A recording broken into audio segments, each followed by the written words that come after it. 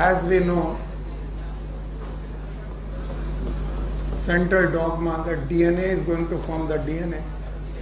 Process is known as replication.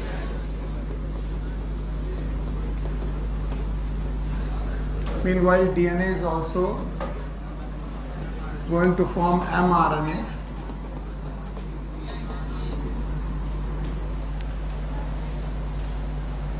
mRNA से बेटा protein बन सकती है।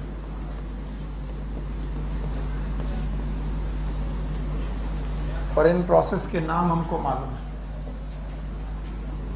अगर ये रेप्लिकेशन था तो इसका नाम है ट्रांसक्रिप्शन।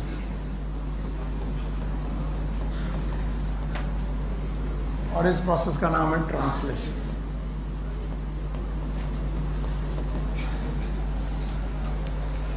So, बोलते हैं जब डीएनए से डीएनए बन रहा है, सो what is DNA? It is a polymer of nucleotide.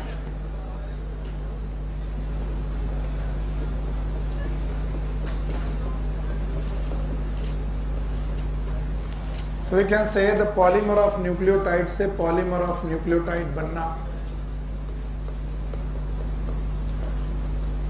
ये कोई मुश्किल काम नहीं है। इसलिए मुश्किल काम नहीं है क्योंकि डीएनए में बेस पेयरिंग और कॉम्प्लीमेंटेटरी पाई जाती है, ए टी और जी और सी। इनके बीच में डबल बॉन्ड और इनके बीच में ट्रिपल बॉन्ड। तो डीएनए से डीएनए बनाने में एक्चुअली एक डीएनए को देख करके दूसरे डीएनए को बनाना है। और ये दो चीजें आपको हेल्प करेंगी, एक बेस पेयरिंग और दूसरा कॉम्प्लीमेंटेटरी। तो मैं लिखता जाऊंगा लेकिन इसकी फीलिंग आपको खुद सोचनी है। एक डीएनए से दूसरा डीएनए बनाना आसान क्यों है? क्योंकि हमें एक डीएनए को देखकर दूसरे डीएनए के बारे में सोचना है। और ये हम इसलिए सोच पाते हैं क्योंकि हमें बेस पेयरिंग का रूल मालूम है, एडेनिन पेयर विद थायमिन। तो अगर डीएनए में एडेनिन है तो मैं दूसरे नए डीएनए में क्या सोचूंगा? थायमिन। अगर एक में ग्वानिन है तो क्या सोचूंगा? साइटोसिन। साइटोसिन है तो क्या सोचूंगा? ग्वानिन। थायमिन है तो adenine. Because we are going to form polymer of nucleotide from polymer of nucleotide. DNA से डीएनए बनना नहीं, दूसरे टर्म में पॉलीमर ऑफ न्यूक्लियोटाइड से पॉलीमर ऑफ न्यूक्लियोटाइड का बनना। और ये पॉसिबल है? Yes, very much possible. और होता भी है क्योंकि हमें यहाँ पर बेस पेयरिंग और कॉम्प्लीमेंटेरिटी के रूल मदद करते हैं।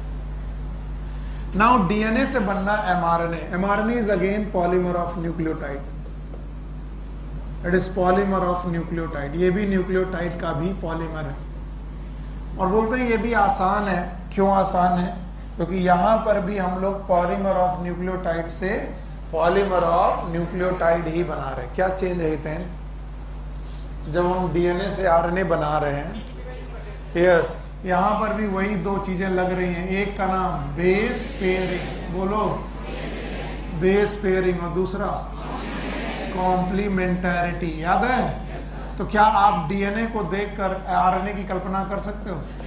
कर सकते हो। बताओ, दो स्ट्रैंड थे, एक टेम्पलेट और एक कोडिंग। तो बताओ जो आरएनए होगा वो कोडिंग स्ट्रैंड जैसा होगा, एक्सेप्ट थायमिन की जगह यूरेसिल। तो यहां पर अगर मैं बोलूं तो यहां था ATGC था, और यहां पर क्या था? AUGC।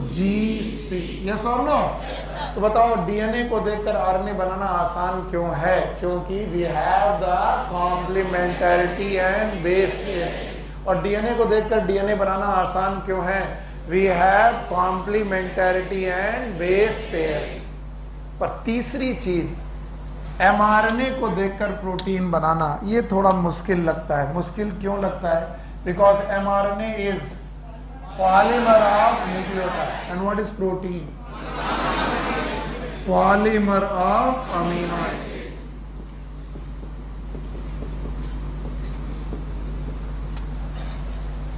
फिर से मैं कह रहा हूं केवल सोचिएगा, लिखने से कुछ नहीं होता। क्या आप एक डीएनए के स्ट्रैंड को देखकर दूसरे डीएनए के स्ट्रैंड की कल्पना कर सकते हैं? क्या आप नया डीएनए बनाते वक्त पुराने डीएनए के स्ट्रैंड को देखते हैं? यस और नो? और किन दो चीजों से मदद मिलती है? बेस पेयरिंग और कॉम्प्लीमेंट। क्या आप डीएनए से एमआरएनए बना सकते हैं? डीएनए के स्ट्रैंड को देखकर आरएनए बना सकते हैं? फिर वही बातें हैं, कौन कौन? Base pairing and complement. लेकिन ये कुछ बात ही अलग है। ये बात इसलिए अलग है क्योंकि अब की बार हम बनाने जा रहे हैं पॉलीमर ऑफ न्यूक्लियोटाइड से पॉलीमर ऑफ अमीनो एसिड, यानी न्यूक्लियोटाइड का अमीनो एसिड से कोई बेस पेयरिंग है और कोई कॉम्प्लीमेंटेरिटी नहीं है। तो हम कहते हैं एमआरएनए से प्रोटीन बनने में there is a no base pairing rule, ऐसा कोई बेस पेयरिंग का रूल नहीं लगता। And there is no complementarity, यहां पर कोई कॉम्प्लीमेंटेरिटी का भी रूल नहीं लगता। तो शुरुआत में तो साइंटिस्ट ने इस थ्योरी को ही कट कर दिया था। उन्होंने कहा था नहीं, डीएनए से डीएनए बनता होगा, डीएनए से एमआरएनए बनता होगा, लेकिन एमआरएनए से प्रोटीन बन ही नहीं सकता। लोगों ने कहा क्यों नहीं बन सकता? बोले डीएनए से डीएनए बनने में बेस पेयरिंग कॉम्प्लीमेंटेरिटी हेल्प करती है, डीएनए से आरएनए बनने पर भी वही दोनों चीजें हेल्प करती हैं, लेकिन आरएनए से प्रोटीन बनने पे ना तो कोई बेस पेयरिंग दिख रही है ना तो कोई कॉम्प्लीमेंट। पर लोगों ने प्रूव किया कि नहीं, डीएनए बदलो तो आरएनए बदल जाता है और आरएनए बदलो तो प्रोटीन बदल जाती है। और इसका एक जीता जागता उदाहरण था सिकल सेल अनीमिया। भूल गए होगे आप? याद है? सिकल सेल अनीमिया में आपने क्या बदला था? एमआरएनए। क्या बदला था? और एमआरएनए बदलने से क्या बदल गई थी? प्रोटीन। प्रोटीन की कौन सी चेन? Beta chain. कौन सी पोजीशन? 6। तो बोलते हैं अगर क्या बदल दो आरएनए तो क्या बदल जाती है? प्रोटीन। इसका मतलब आरएनए से प्रोटीन बनती है कि नहीं बनती है? बनती है। तो बोले कैसे बनेगा? बोले वो नहीं मालूम, लेकिन प्रूफ है कि आरएनए से प्रोटीन बनती। तो बोले कैसे बनती होगी आरएनए से प्रोटीन? बोले कि बहुत आसान है। यहां पर अमीनो एसिड है 20 प्रकार के। कितने प्रकार के? 20। और ये 20 प्रकार के अमीनो एसिड जब आपस में जुड़ते हैं तो कौन सा बॉन्ड बनाते हैं? फॉस्फोडाइस्टर। फॉस्फोडाइस्टर की पेप्टाइड, पेप्टाइड बॉन्ड बनता है। तो इनके मोनोमर का नाम है अमीनो एसिड। बताओ ये फिक्स है कि वेरिएबल? और कितने तरीके से वेरी? 20 है ना? तो बोलते हैं कोई ना कोई वेरिएबल चीज एमआरएनए में भी होनी चाहिए, वो उस वेरिएबल चीज को कोड कर देगी। तो बोले mRNA is made up of nucleotide. बोलो किसके? न्यूक्लियो। और न्यूक्लियोटाइड 3 चीजों से मिलकर बने होते हैं, याद है किसी को? बोलो क्या कहा? एक तो पेंटोस सुगर, एक तो नाइट्रोजन बेस, यस, और एक कौन? फॉस्फेट। बताओ कितने न्यूक्लियोटाइड भी बना लो, लेकिन सबका फॉस्फेट फिक्स है कि variable? Variable. Phosphate very, pentose sugar fix है कि वेरिएबल? फिक्स है। राइबोस शुगर बदलने वाली, लेकिन नाइट्रोजन बेस फिक्स है कि वेरिएबल? वेरिएबल। कितने तरीके से? 4, AUGC। तो बताओ कितने प्रकार के नाइट्रोजन बेस? 4। तो बोलते हैं तो इनसफिशिएंट है। 4 लोग 20 लोगों को कैसे बेटा इनको कोड कर सकते हैं? बोले इसी चीज को तो बोलते हैं जेनेटिक कोड। बोलो क्या नाम है? तो बोलते हैं जेनेटिक कोड का निर्धारण हुआ, जेनेटिक कोड की खोज हुई, और यही हमारा नेक्स्ट टॉपिक है। बुक देखो, next topic is genetic code. तो हमारा नेक्स्ट टॉपिक है जो ट्रांसलेशन के लिए जरूरी है, और उस नेक्स्ट टॉपिक में हमारा टॉपिक है जेनेटिक कोड। और मैं बता दूं कि बोर्ड में क्या लिखा हुआ है, एक बार फिर से सुन लो और आगे बढ़ जाओ। डीएनए से डीएनए बनना आसान है, because we are going to make polymer of nucleotide from polymer of nucleotide, and it is very much possible due to base pairing and complementing. DNA से एमआरएनए बनना आसान है, because again we are going to form polymer of nucleotide from polymer of nucleotide having the base pairing and complementary with one change. याद है? where adenine pair with thymine, here adenine pair with uracil. But mRNA से protein बनना थोड़ा सा मुश्किल दिखता है, क्योंकि ये है पॉलीमर ऑफ न्यूक्लियोटाइड और ये है पॉलीमर ऑफ अमीनो एसिड, और जिनके बीच में कोई बेस पेयरिंग कॉम्प्लीमेंटेरिटी नहीं। तो लोगों ने कहा there must be something which is variable in mRNA which can code for variable thing in protein. Protein में अमीनो एसिड फिक्स है कि वेरिएबल? वेरिएबल। कितने प्रकार के? 20। तो 20 प्रकार के अमीनो एसिड को कोड करने के लिए 4 प्रकार के नाइट्रोजन बेस अपना कुछ कोडॉन बनाते हैं, and that codon is known as genetic code. और इसी जेनेटिक कोड की अवधारणा चालू की गई और इसी को पढ़ना चालू किया गया। So our next topic is genetic code.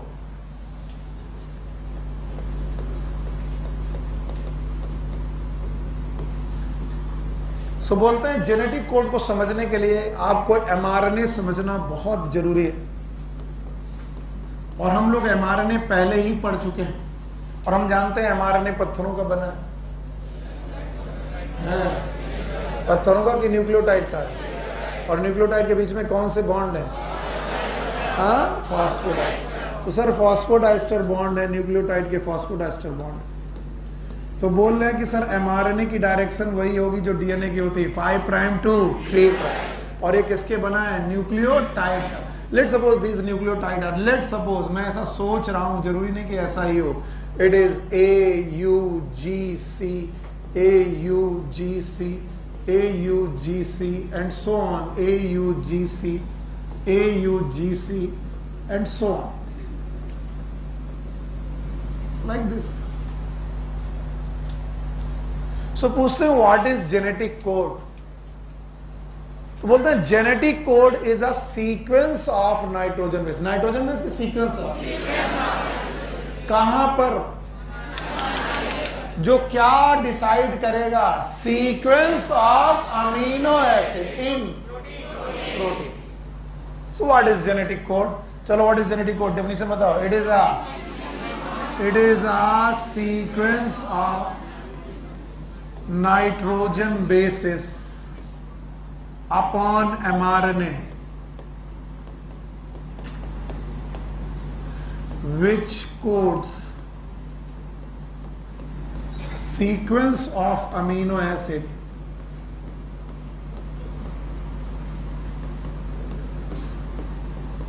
in protein. So I need this definition once more. आप लोगों से चाहता हूं मैं, what is genetic code? It is a sequence of nitrogen base upon mRNA. MRNA में सीक्वेंस ऑफ नाइट्रोजन बेस, जिससे क्या decide होगा? Sequence of amino acid. कहां पर? प्रोटीन। और बोले ये तो बड़ा अजीब है, कैसे? कि कैसे 4 लोग AUGC 20 प्रकार के अमीनो एसिड को कोड कर पाएंगे? ये तो बड़ा इनसफिशियंट लगता है। इधर 4 वेरिएबल हैं, 4 वेरिएबल लोग हैं, और इधर 20 लोग वेरिएबल हैं। इधर 4 लोग कौन है? AUGC, और इधर 20 लोग कौन है? Amino acid. तो बताओ अमीनो एसिड फिक्स है कि वेरिएबल?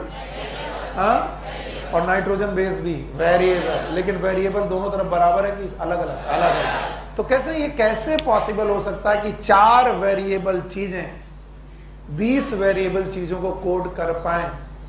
तो उन्होंने बोला देखो पॉसिबिलिटी ये है कि मान लो, इधर देखते रहो सब लोग, एक एडेनिन नाम का नाइट्रोजन बेस एक अमीनो एसिड को कोड करे, AA1। यूरेसिल नाम का नाइट्रोजन बेस दूसरे अमीनो एसिड को कोड करे। ग्वानिन नाम का नाइट्रोजन बेस तीसरे अमीनो एसिड को कोड करे, और साइटोसिन नाम का नाइट्रोजन बेस चौथे अमीनो एसिड को कोड करे। तो टोटल हमारे पास कितनी पॉसिबिलिटीज बनेंगी? 4। और इससे हम लोग कितने अमीनो एसिड को कोड कर पाएंगे? 4। और बोले ये तो बड़ा इनसफिशियंट है, तो समझ में नहीं आ रहा। तो याद रखना, बायोलॉजिस्ट के तो बस की बात ही नहीं थी कि वो 4 लोगों से 20 लोगों को कोड करा पाए। तब उन्हें दूसरे साइंटिस्ट की मदद लेनी पड़ी, और इनमें से एक साइंटिस्ट थे जॉर्ज गैमो, और वो कहते थे मुझे बायोलॉजी तो नहीं मालूम, लेकिन मुझे थोड़ी सी गणित मालूम है। और जॉर्ज गैमो एक फिजिसिस्ट थे, he is a physicist, physics पढ़ाते थे। और उन्होंने कहा कि वेरिएबल चीजों को कोड करने के लिए मैथ ने एक तरीका बताया है, और ये तरीका है परमुटेशन एंड कॉम्बिनेशन। तो अगर आप परमुटेशन एंड कॉम्बिनेशन को लगा करके देखेंगे तो आपको पॉसिबिलिटीज पता चल जाएंगी। बाकी मुझे नहीं मालूम कि बायोलॉजी क्या होगी। तो जॉर्ज गैमो को बायोलॉजी वॉलोजी नहीं मालूम थी, जॉर्ज गैमो को सिंपल गणित मालूम थी कि कैसे किया जा सकता है। और उन्होंने कहा कि ये बात तुम्हारी सही है, कि तुम 4 लोगों को एक एक करके ढूंढने की कोशिश करो तो टोटल कितने अमीनो एसिड कोड कर पाएंगे? 4। और ये एक्चुअली एक गणित का तरीका है। 4 नाइट्रोजन बेस अगर एक एक करके 4 की पावर 1 तो टोटल पॉसिबिलिटीज आती हैं 4, 4 की पावर 1।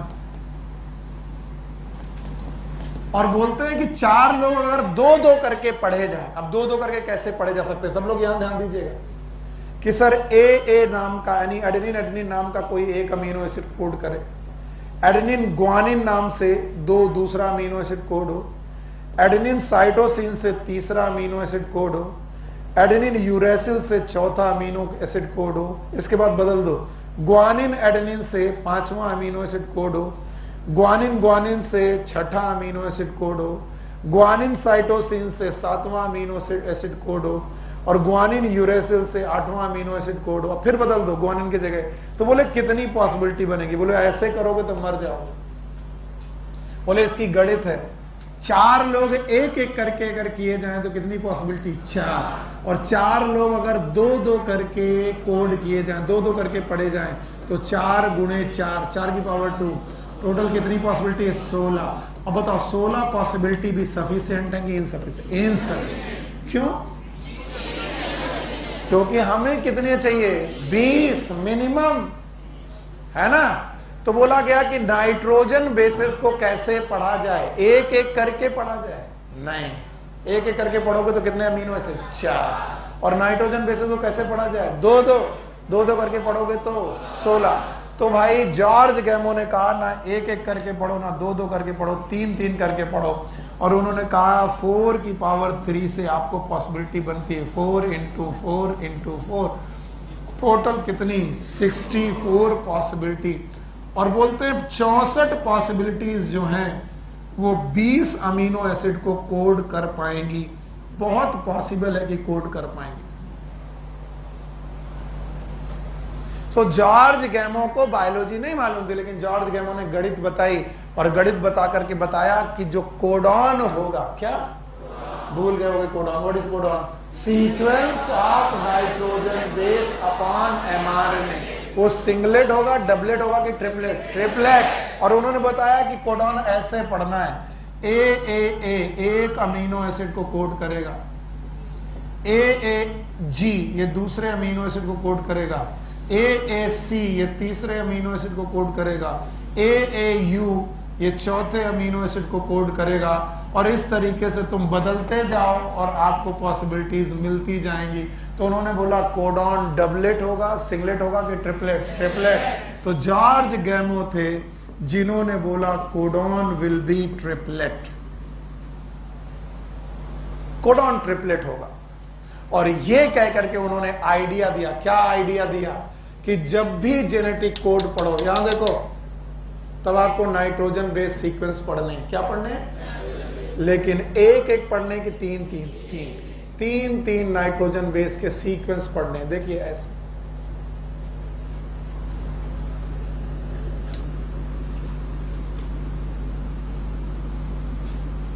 Like this.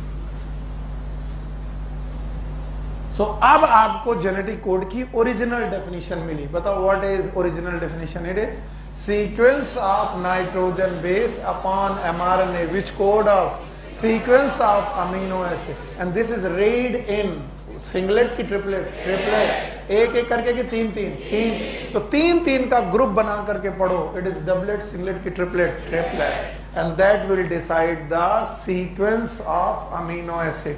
और ट्रिपलेट लेने की क्यों वजह थी? क्योंकि ट्रिपलेट वो वजह है क्योंकि ट्रिपलेट लेने पर कितनी पॉसिबिलिटी बनी? 64। और 64 पॉसिबिलिटी क्या 20 अमीनो एसिड को कोड कर सकते हैं? Yes, very much possible. और इस समय जॉर्ज गैमो ने हमें बताया कि कोडॉन ट्रिपलेट होगा, और इस तरीके से कोडॉन के सैलिएंट फीचर लिखे गए। लेकिन सैलिएंट फीचर लिखने के पहले जो जॉर्ज गैमो कह गए थे उसे प्रूव करना जरूरी था, क्योंकि ये बायोलॉजिस्ट थे कि फिजिसिस्ट। तो फिजिसिस्ट ने कोई चीज एक्सपेरिमेंट के करके लिखी, कैलकुलेशन से, और जरूरी नहीं कि हर कैलकुलेशन सही हो।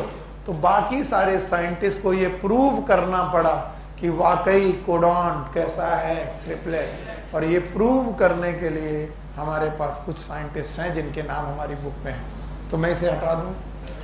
हटा दे रहा हूं। नहीं बेटा, कहाँ हो? देखो ये ऐसे नहीं चल रहा, और तुम कहीं जाओ मत।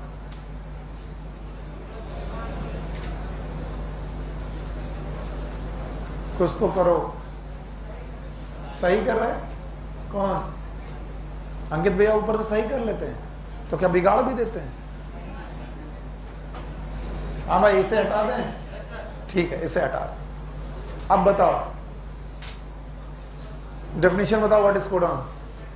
Sequence of nitrogen base upon which will decide the sequence of nitrogen base upon protein, and sequence of nitrogen base will read into 1 or 2 or 3, और 3 के सीक्वेंस में पढ़ना है, सिंगलेट, डबलेट की ट्रिपलेट। तुम बताओ कोडॉन को ट्रिपलेट किसने बताया था? George gain. और किसी ने प्रूफ नहीं किया। कोडॉन ट्रिपलेट है, इसको प्रूव करने के लिए कई साइंटिस्ट आते हैं। उनमें से एक हमारे इंडिया के साइंटिस्ट हैं, नाम है हरगोविंद खुराना।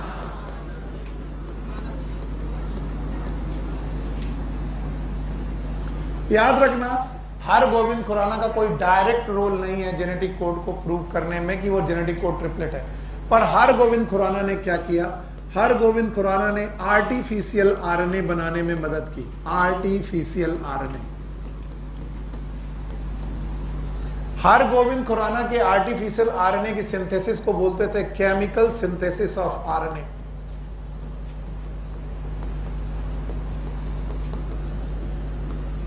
जो क्वेश्चन है समझिएगा। वैसे आरएनए बनाने के लिए आपको ट्रांसक्रिप्शन की जरूरत है। किसकी? भूल गए, डीएनए से आरएनए। लेकिन हरगोविंद खुराना ने ट्रांसक्रिप्शन से आरएनए नहीं बनाया, केमिकल सिंथेसिस की। कैसी की? केमिकल सिंथेसिस करने के लिए ये न्यूक्लियोटाइड के कोपॉलीमर लेते थे। क्या लेते थे? कोपॉलीमर। अब कई बच्चे पूछते हैं व्हाट इज द कोपॉलीमर। इन्हीं कोपॉलीमर को वो होमोपॉलीमर बोलते थे। होमोपॉलीमर। तो जैसे मैं आपको कोपॉलीमर और होमोपॉलीमर बताने की कोशिश करूं तो बताओ, दो एडेनिन आपस में एक जैसे हैं तो हेट्रो है कि होमो? होमो। तो ऐसे ही पॉलीमर लेना, it is known as homopolymer. और इन होमोपॉलीमर को लेने के बाद वो इन्हें आपस में फॉस्फोडाइस्टर बॉन्ड से जोड़ देते थे। और ये जोड़ना एंजाइम की मदद था कि केमिकल सिंथेसिस? केमिकल से। तो बताइए, इनके पास जो आरएनए बनता था उस आरएनए के सीक्वेंस अननोन होते थे कि नोन? क्यों? क्योंकि ये आरएनए इन्होंने बनाया। किसने बनाया है? हरगोविंद खुराना।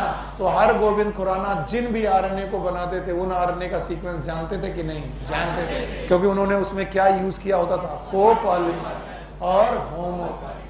तो बताओ, कोपॉलीमर और होमोपॉलीमर को यूज करके हरगोविंद खुराना ने नेचुरल आरएनए बनाया कि synthetic? Synthetic. And this is known as chemical synthesis of RNA.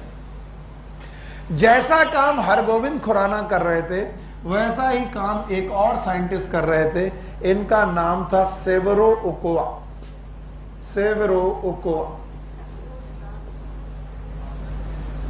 याद रखना, सेवेरो ओकोआ भी आरएनए की सिंथेसिस कर रहे थे, लेकिन इनकी सिंथेसिस थी एंजाइमेटिक सिंथेसिस ऑफ आरएनए।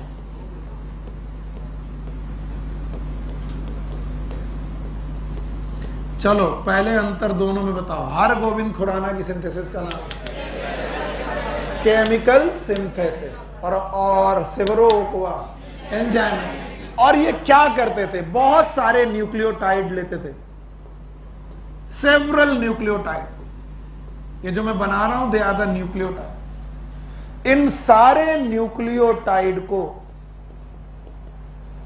एक साथ फॉस्फोडाइस्टर बॉन्ड से जोड़ देते थे। और फॉस्फोडाइस्टर बॉन्ड को जोड़ने के लिए इनके पास एक एंजाइम था। उस एंजाइम का नाम इन्होंने रखा था सेवेरो ओकोआ एंजाइम।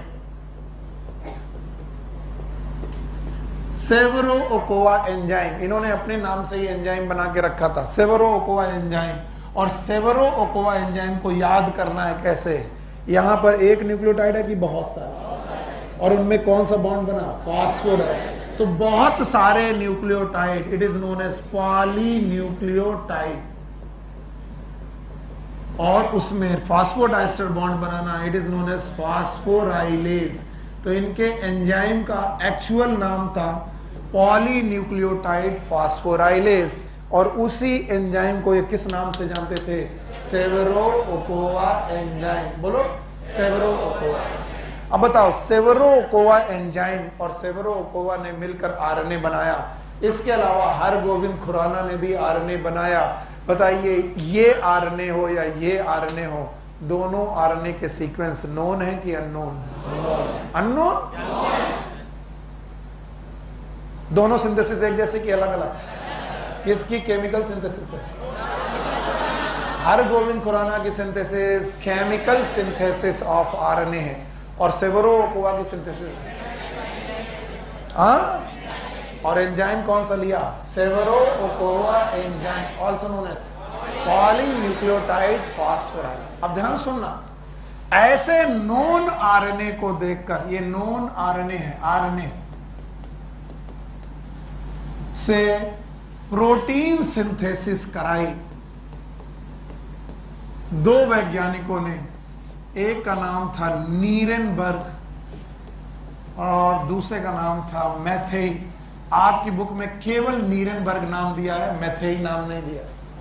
तो याद रखना, नीरेनबर्ग और मैथेई ने ऐसे नॉन आरएनए से प्रोटीन बनाई। वैसे प्रोटीन बनाने के प्रोसेस का नाम है ट्रांसलेशन। फिर से बोलो, और थोड़ी देर रुक करके जवाब दो। प्रोटीन कहां बनती थी? सेल के अंदर। सेल के अंदर कहां पर? राइबोसोम। राइबोसोम कहां? ER।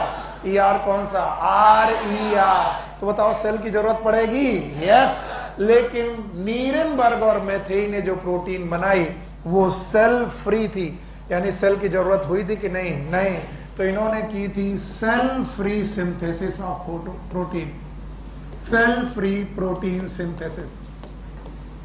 सो इन फैक्ट इन्होंने प्रोटीन की सिंथेसिस की थी, और वो भी टेस्ट ट्यूब में की थी, बिना सेल को लिए हुए प्रोटीन सिंथेसिस कराई थी। और जब इन्होंने बिना सेल को लिए प्रोटीन सिंथेसिस कराई तो नीरेनबर्ग ने कहा, हाँ बिल्कुल सही है, अगर आपके पास नॉन आरएनए के सीक्वेंस हो, क्या हो, तो आप नॉन प्रोटीन बना सकते हो। और इन्होंने प्रूव किया, yes, mRNA will give rise the protein. तो बताओ, किसने प्रूव किया कि mRNA से प्रोटीन बनती है? Nirenberg and Matthaei. और फिर बाकी काफी दिनों बाद नीरेनबर्ग और मैथेई ने कोडॉन ट्रिपलेट है ये डिस्कवरी भी कर दी। बताओ, कोडॉन ट्रिपलेट है, बोला किसने था? जॉर्ज गैमो। लेकिन कोडॉन ट्रिपलेट है ये प्रूव किसने किया? नीरेनबर्ग और मैथेई। और इसीलिए नीरेनबर्ग और मैथेई को जेनेटिक कोड का जनक बोलते हैं। उन्हें बोलते हैं कि बताओ, the genetic code decipher by किसने बताया था? Nirenberg and Matthaei. तो बताओ, नीरेनबर्ग और मैथेई ने डायरेक्ट रूल बता दिया कि यस, आरएनए अगर नोन हो तो आप नोन प्रोटीन बना सकते हो, और सेल यूज करके कि सेल फ्री। और इन्होंने बताया, यस, कोडॉन और डबलेट की ट्रिपलेट। तो बोला किसने था? किसने बोला था? जॉर्ज गैमो। और प्रूव किसने किया? नीरेनबर्ग। तो अगर कोई पूछे जेनेटिक कोड की डिस्कवरी किसने की? जॉर्ज गैमो। जेनेटिक कोड की डिस्कवरी किसने की? नीरेनबर्ग। और जेनेटिक कोड ट्रिपलेट होगा ये बात किसने बताई? लेकिन डिस्कवर किसने किया? नीरेनबर्ग। याद रहेगा? नहीं रहेगा। तो बताओ, नीरेनबर्ग और मैथेई ने फाइनली जेनेटिक कोड की डिस्कवरी कर दी। लेकिन यहाँ 4 साइंटिस्ट हैं, चारों के नाम पहला बोलो। हरगोविंद खुराना, सेवेरो-ओकोवा, नीरेनबर्ग, मैथेई। और सबका काम कोडॉन को डिस्कवर करना नहीं है। इनों का काम डायरेक्ट रोल है कि इनडायरेक्ट? इनडायरेक्ट। इनका भी इनडायरेक्ट और इनका डायरेक्ट। चलिए, इस तरीके से जॉर्ज गैमो की बात सही साबित करने वाले 2 साइंटिस्ट के नाम बता दीजिए। मुझे बोलो, नीरेनबर्ग है। वापस चलते हैं फिर से। What is genetic code?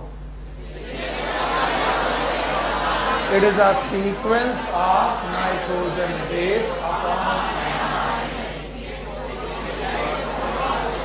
which decide the sequence of amino acid upon आइए जेनेटिक कोड के कुछ सैलिएंट फीचर हैं जो तुम्हें लिखने चाहिए, आपकी एनसीईआरटी में भी लिखे। इनके कुछ सैलिएंट फीचर हैं, हमें उन्हें पढ़ना चाहिए।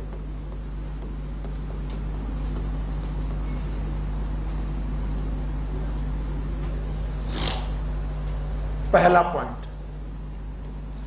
पॉइंट है डेफिनेशन, कितनी भी बुरी लगे लेकिन आपको लिखनी चाहिए।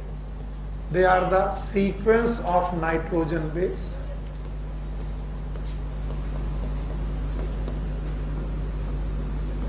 upon mRNA that code sequence of amino acid in protein। बड़ा के चक्कर मत रहो, जो बोल रहे उसे सुनो वरना जगह कम पड़ जाएगी। बहुत कुछ है इसमें। क्या लिखा मैंने? Sequence of nitrogen base upon mRNA that code sequence of amino acid in protein। दूसरा point, the codon are triplet।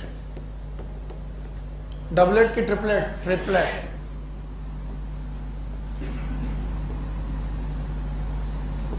AUGC AUGC AUGC AUGC AUGC। अब इन्हें पढ़ने का तरीका है ट्रिपलेट, 3-3 करके।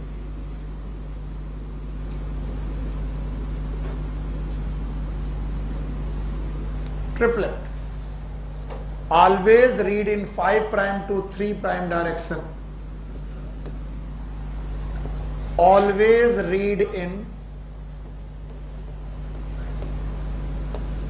5' to 3' direction.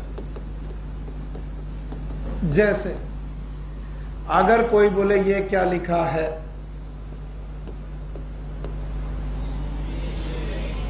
AUG, it is written as GUA, not AUG। Okay, तो आप हमेशा किस डायरेक्शन में पढ़ेंगे? 5' to 3'। और चौथा, इन्हें रीड करना है continuous. Read the nitrogen base in continuous manner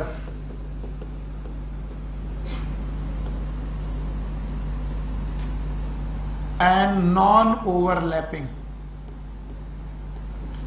इन्हें पढ़ते वक्त नॉन ओवरलैपिंग और कॉन्टिन्यूअस मेथड यूज करना। What is continuous method? Continuous method अभी आपके सामने दिखाया मैंने। AUG के बाद ऐसा नहीं कि C छोड़ दिया फिर AUG पढ़ा, नहीं।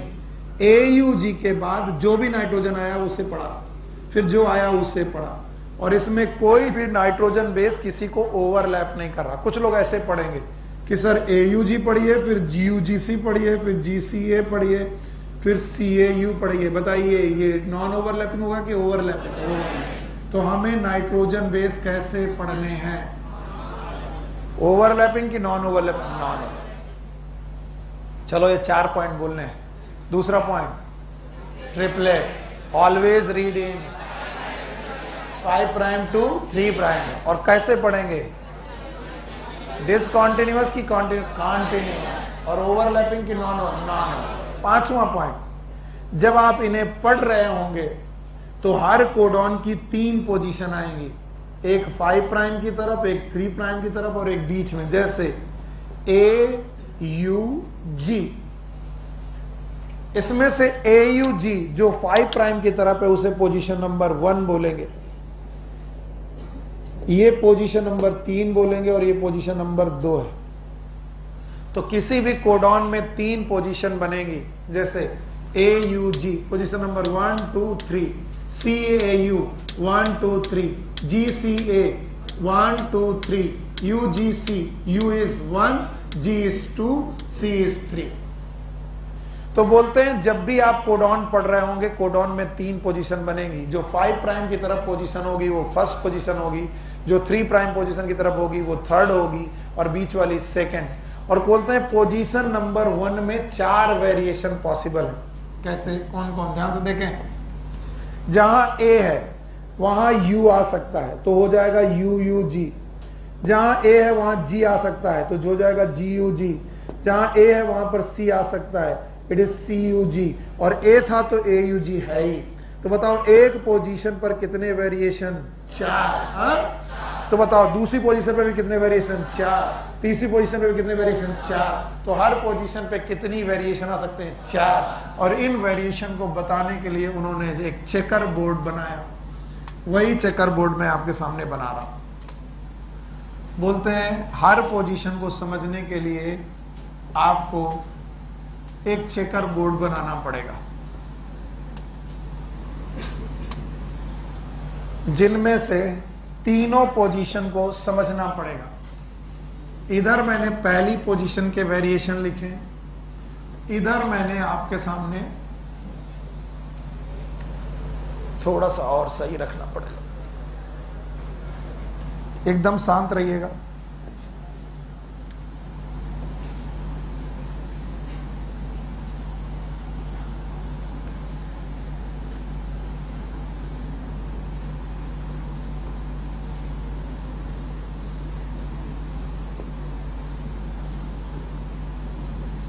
ओके, तो बोला गया एक पोजीशन पे कितने वेरिएशन पॉसिबल हैं? 4। तो इन्होंने पोजीशन नंबर 1 को बताने के लिए रोज और दूसरी पोजीशन को कॉलम के साथ, पोजीशन नंबर 2 को कॉलम के साथ बताने की कोशिश की। तो बोलते हैं पोजीशन नंबर 1 में 4 वेरिएशन है, A U G C. So there may be A U G C. Likewise position number 2 को बताने के लिए भी 4 पोजीशन है, ए यू जी सी। और इसी तरह पोजीशन नंबर 3 को बताने के लिए भी हर कॉलम में 4 पोजीशन है, A U G C, A U G C, A U G C, A U G C. अब आप किसी भी चेकर बोर्ड में नाइट्रोजन बेस के सीक्वेंस को लिख करके कोडॉन पता कर सकते हैं। चलिए पता करिए। पहली पोजीशन ए, दूसरी, तीसरी, तो क्या होगा? ए ए ए। अब बोलो ए ए यू। अब बोलो ए ए जी और ए ए सी। ऐसा मैं करूंगा तो पूरा बन जाएगा गड़बड़, इसलिए मैं आपसे पूछता हूं, क्या आप इसे बता पाओगे? बताओ। U G A, very good. U G U, बोलो यू जी जी और यू जी सी। तो मेरा मन कर रहा है कि मुझे ये पता चल जाए, चल जाएगा? बोलो C U A, C U U, C U G, C U C. पक्का? अच्छा, मेरा मन कर रहा है कि मुझे अब ये पता चल जाए, पता कर पाएगा? जी सी ए, जी सी यू, जी सी जी, जी सी सी। हो सकता है? तो बताओ एक ब्लॉक में कितने? 4। और ऐसे कितने ब्लॉक? 16। तो 16 गुणे 4 बराबर 64। क्या 64 कोडॉन होंगे? There are 64 codon and all of them are written in your NCERT. देखो अपनी बुक में 64 के 64 कोडॉन आपकी बुक में लिखे गए। यहां सोने आते हो? जाओ बैग उठाओ, घर जाकर सो। सर दर्द हो रहा, घर जाओ। यहां बैठने का क्या फायदा? फिजिकली प्रेजेंट होने से भी क्या फायदा? घर जाकर के कम से कम आराम तो कर पाओगे। चलो जाओ, अगर बैठना है तो यहां पर पढ़ो।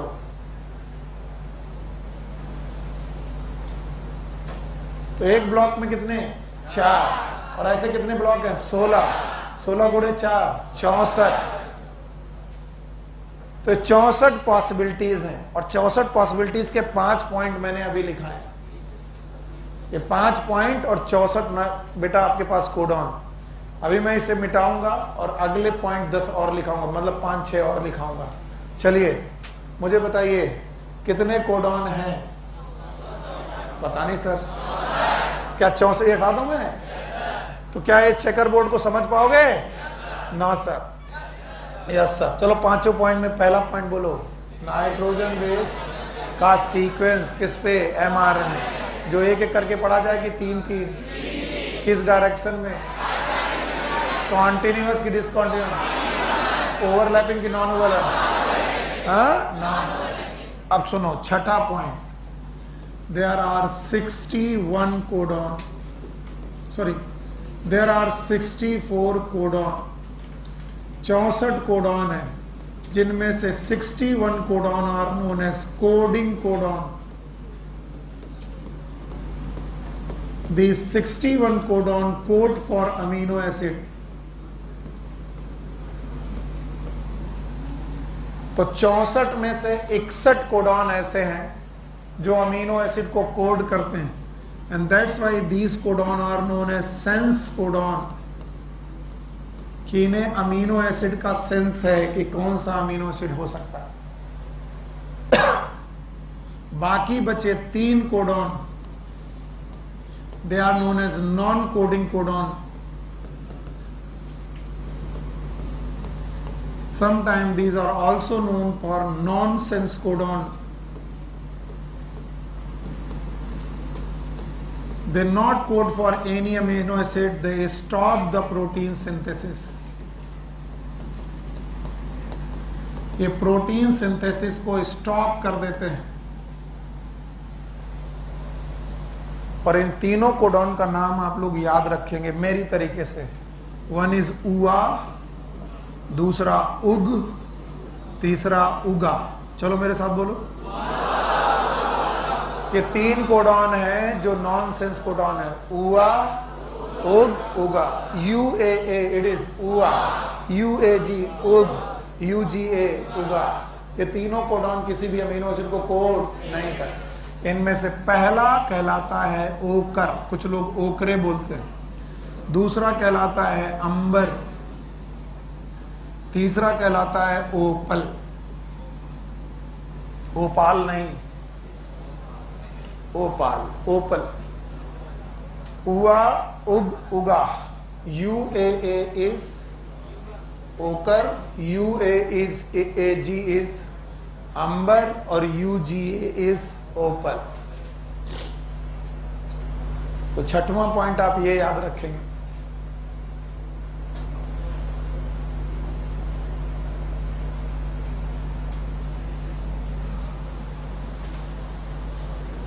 हटा दें?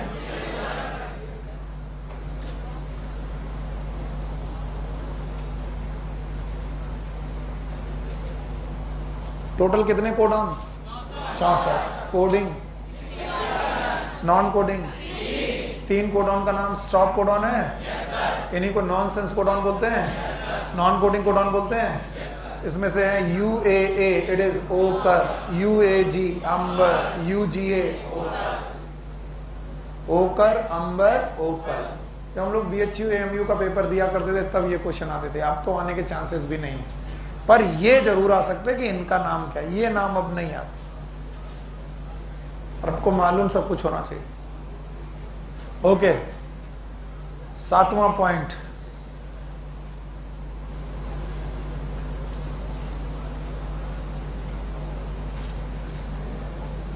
ओके 7वां पॉइंट ध्यान सुनिएगा। Every codon is specific for protein, sorry amino acid. Every codon is specific for amino acid. Specific होने का मतलब होना होता है अनएम्बिगुअस। एम्बिगुअस का मतलब दोहरा चरित्र, अनएम्बिगुअस का मतलब जिसका दोहरा चरित्र ना हो, और जिसका दोहरा चरित्र नहीं होता वो स्पष्ट होता है। स्पष्ट लोग स्पेसिफिक होते हैं, वो जिस अमीनो एसिड को कोड करेंगे उसी को जिंदगी भर कोड करेंगे। फॉर एग्जाम्पल, सब लोग ध्यान से देखेंगे, AUG हमेशा मिथियोनिन को कोड करेगा, UUU हमेशा फेनाइलएलेनिन को कोड करेगा, GAG हमेशा ग्लूटामिक एसिड को कोड करेगा, GUG हमेशा वैलिन को कोड करेगा, एटसेट्रा एटसेट्रा। क्यों? क्योंकि 61 के 61 कोडॉन अपने काम में स्पेसिफिक हैं, they are specific, every codon is specific for amino acid. अब ध्यान सुनना, कोडॉन अपनी प्रोटीन के लिए स्पेसिफिक है, फिर से सुनना, लेकिन प्रोटीन आपके कोडॉन के लिए स्पेसिफिक नहीं। फिर से सुनना, ऐसा समझ में आ जाता तुम्हें। तुम्हारा एक फ्रेंड है, वो तुम्हारा अकेला फ्रेंड है, तुम अपनी उसकी फ्रेंडशिप के साथ स्पेसिफिक हो, तुमने आज तक कोई दोस्त बनाया नहीं, लेकिन आपका जो फ्रेंड है उसके कई फ्रेंड हैं। इसका मतलब आप अपने फ्रेंड के लिए स्पेसिफिक हो, लेकिन फ्रेंड जो था वो आपके लिए स्पेसिफिक, वो और बहुत सारे लोगों के साथ फ्रेंडशिप कर रहा है। इसका मतलब ये कंडीशन हो गई अनस्पेसिफिक, स्पेसिफिक, अनस्पेसिफिक, और आपकी तरफ से specific. So we can say the codon is specific for the amino acid, but amino acid is not specific for codon. और इसी पॉइंट को लिखा गया है codon is degenerate। 8वां point, codon is degenerate in nature। What it means, इसका क्या मतलब है? When 2 or more than 2 codon, more than 2 codon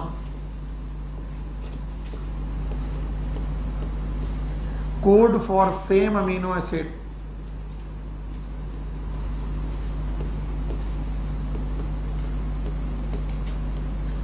it is known as degeneracy। Sir ये कुछ और डिटेल में बताइए। देखिए मैं और डिटेल में बताने की कोशिश कर रहा हूं। अगर मैं तुमसे बोलूं कि UUU क्या कोड करेगा, तो तुमने कहा सर ये कोड करेगा फेनाइल। फिर से बोलो, फेनाइल। फिर मैं बोलूं कि UUC क्या कोड करेगा, फेनाइल। ये भी किसे कोड करेगा, फेनाइल। तो कोडॉन अपनी अमीनो एसिड के लिए स्पेसिफिक है। बताओ, UUU हमेशा, UUC हमेशा, लेकिन फेनाइल एलानिन क्या एक ही कोडॉन से कोड होती है?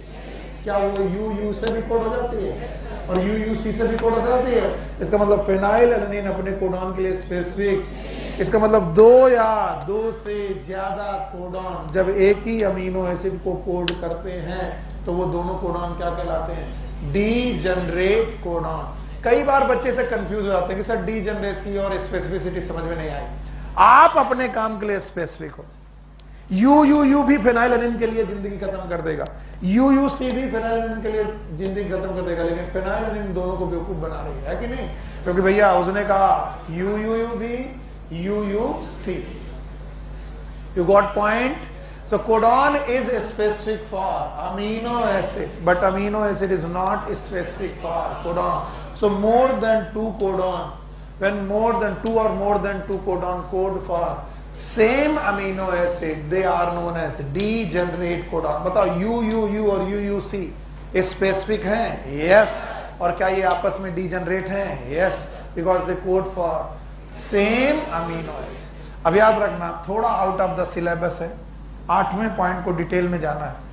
डीजनरेसी के लिए एक हाइपोथेसिस दी गई, not given in your NCERT, it is known as wobble hypothesis. It is not given in your NCERT, so please write it down. Wobble hypothesis के अनुसार कुछ कोडॉन में, सारे कोडॉन, फिर से बोलो मेरे साथ, कुछ कोडॉन में जो कोडॉन की तीसरी पोजीशन है, this position, third position, 1 2 third position is known as wobble position.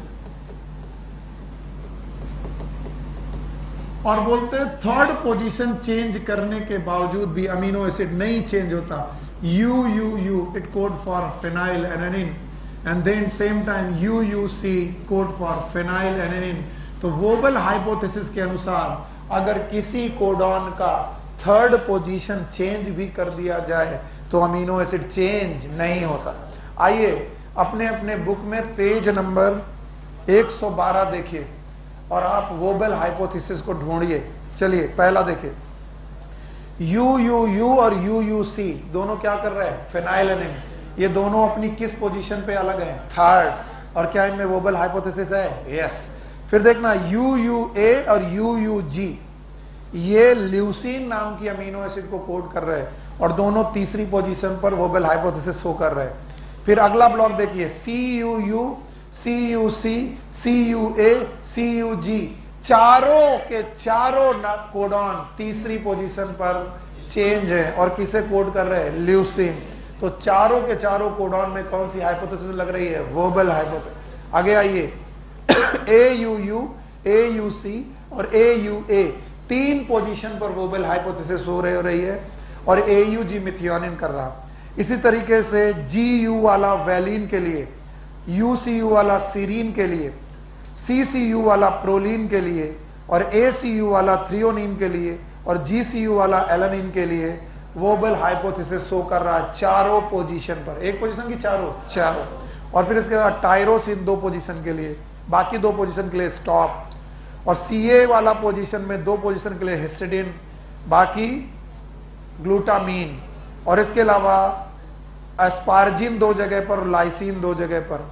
और फिर इस तरीके से तुमने देखा कि बहुत जगह पर वोबल हाइपोथेसिस है। इसका मतलब 1-2 जगह हाइपोथेसिस है कि most of the time, most of the time. What is wobble hypothesis? in a codon, if we change the nitrogen base of 3rd position, sometime, not always, sometime, yes, amino acid will not change and this will show the degeneracy. तो एक बार question पूछा गया कि degeneracy के लिए कौन सी hypothesis बेटा जिम्मेदार है, बता पाओगे? And this hypothesis is known as wobble hypothesis. 8 point के बाद आपको 9वां पॉइंट लिखना है। 9th पॉइंट ये बोलता है कि कोडॉन आर यूनिवर्सल।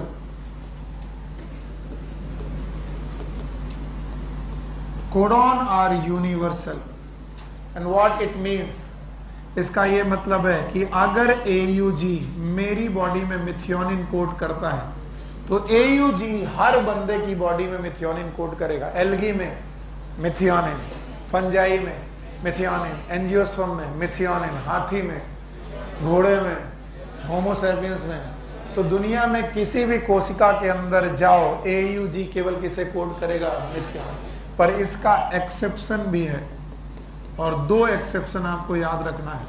पहला एक्सेप्शन है mitochondrial codon. Mitochondrial codon they are not universal, likewise some protozoa, कुछ प्रोटोजोआ के कोडॉन है वो भी स्पेसिफिक नहीं होते, आपकी बुक लिखती है। और 10वां पॉइंट जो आपको याद रखना है, AUG नाम का जो कोडॉन है इसके डुअल फंक्शन है, 2 फंक्शन है। पहला फंक्शन ये मिथियोनिन को कोड करता है, दूसरा function it is a initiator codon. अगर बेटा प्रोटीन सिंथेसिस शुरू करनी है तो mRNA में कहीं से भी शुरू हो जाएगी? नहीं। कहां से शुरू होगी? AUG। जहां पर AUG होगा वहीं से शुरू होगी, नहीं तो नहीं शुरू होगी। सो ये 10 पॉइंट अगर आपको आते हैं तो जेनेटिक कोड के मैक्सिमम क्वेश्चन आप सॉल्व कर देंगे। अदरवाइज थोड़ा मुश्किल आएगा और आप लोग क्वेश्चन सॉल्व नहीं कर पाएंगे। और इसीलिए मैंने वो पेज सेव करके रखा है और मैं 10 पॉइंट एक सीक्वेंस में आपसे पूछ लेता हूँ, आप मुझे बता दीजिए, मैं आगे बढ़ जाऊंगा।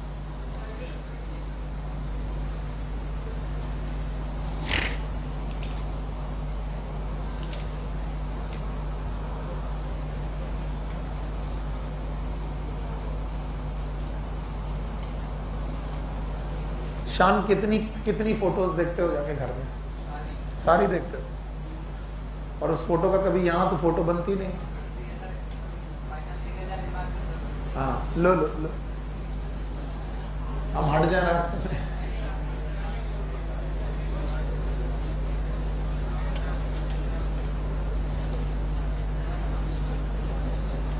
अभी हटा दें, पीछे जाने के लिए ये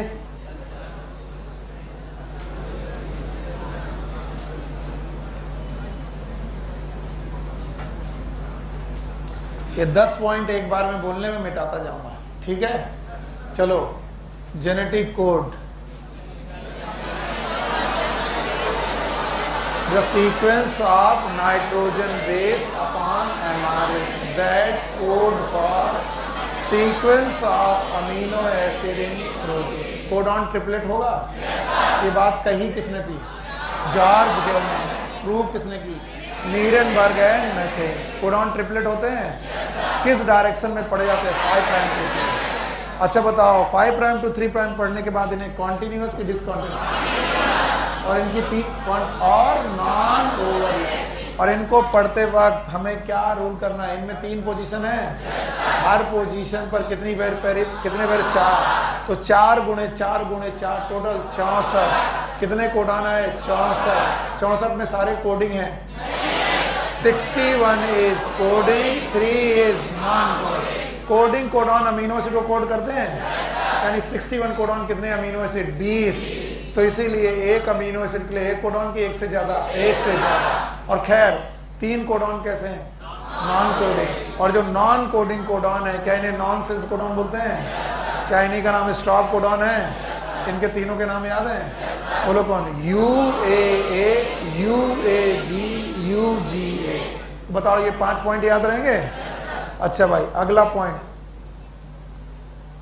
पॉइंट बोलो, हर कोडॉन स्पेसिफिक है अमीनो एसिड के लिए? एम्बिगुअस के अनएम्बिगुअस? अनएम्बिगुअस। वो काम अपना कभी बदलने वाला नहीं है। जैसे AUG मिथियोनिन के लिए, UUU फेनाइलएलानाइन, GAG glutamic acid, GUG। तो क्या 61 के 61 कोडॉन स्पेसिफिक हैं? पर कोडॉन रीजनरेट भी हैं। What is regenerate codon? When 2 are more than 2 codon code for same amino acid. तो वो सारे कोडॉन आपस में क्या होंगे? Specific, sorry degenerate. डीजनरेट को समझाने के लिए कोई हाइपोथेसिस है? कौन सी? गोबल हाइपोथेसिस। फिर कोडॉन कैसे हैं? यूनिवर्सल। कहीं भी जाओ कोडॉन एक ही तरीके के अमीनो एसिड कोड करेंगे, एक्सेप्ट 2 जगह। एक कौन? माइटोकॉन्ड्रिया और प्रोटोजोआ। और last but not the least, AUG का एक फंक्शन की 2। क्या ये मिथियोनिन कोड करेगा? और साथ में क्या ये इनिशिएटर कोडॉन है? इनकी बाद वो आपको एक छोटा सा टॉपिक पढ़ाते हैं, and that topic is known as mutation. चलो शाम खड़े हो जाओ, तुम्हारी पिक्चर आज देखते हैं तुम्हें कितनी छपी है तुम्हारे दिमाग में। जो मैंने म्यूटेशन पहले पढ़ाया था वो बताओ, और आज का म्यूटेशन फिर से हम पढ़ाते हैं। What is mutation? ओके, कितने प्रकार का? हाँ, बाकी लोग शांत रहेंगे क्योंकि इन्होंने 2 प्रकार का बोल दिया। अब ये 2 प्रकार का बताएंगे भी, और तुम अपना मुंह शांत रखना।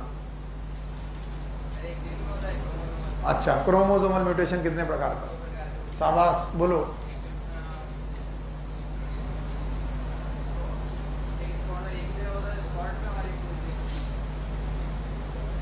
पढ़ाई करो शान, ठीक।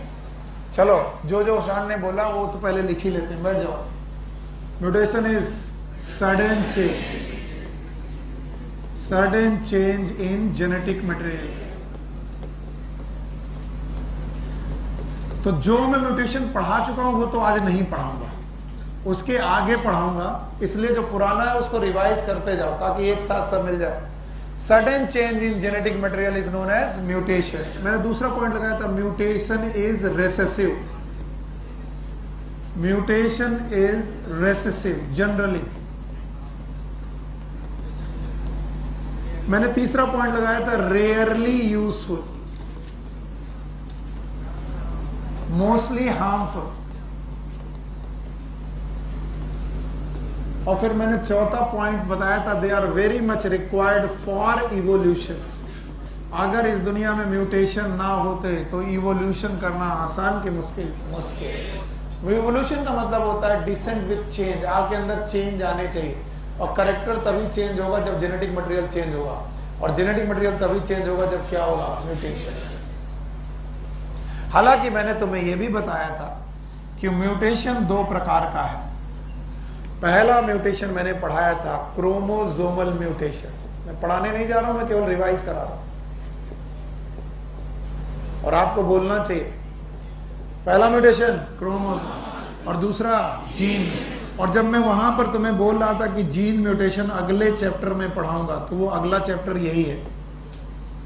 तो आज किसकी बारी है? पिछले में क्या पढ़ा चुका हूं? क्रोमोसोम। तो बताओ म्यूटेशन कितने प्रकार के? दो। वन इज क्रोमोसोम, दूसरा जीन। और मैंने क्रोमोसोमल म्यूटेशन भी दो प्रकार के पढ़ाए थे, चेंज इन स्ट्रक्चर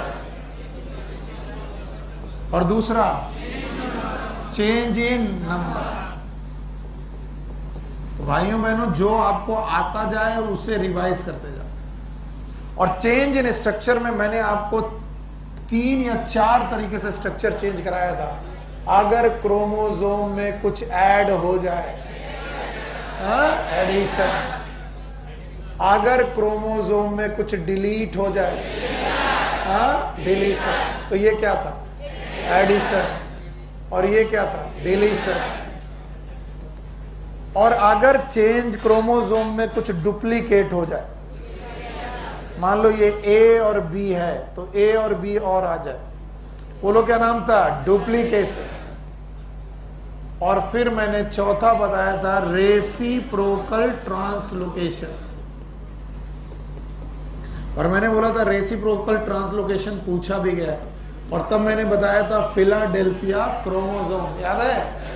यहां पर क्रॉसिंग ओवर लेजिटिमेट होगी कि इलेजिटिमेट? इलेजिटिमेट। होमोलोगस में कि non homologous? Non homologous. So there are 4 type of chromosomal structural change during the mutation. चारों के नाम बताओ।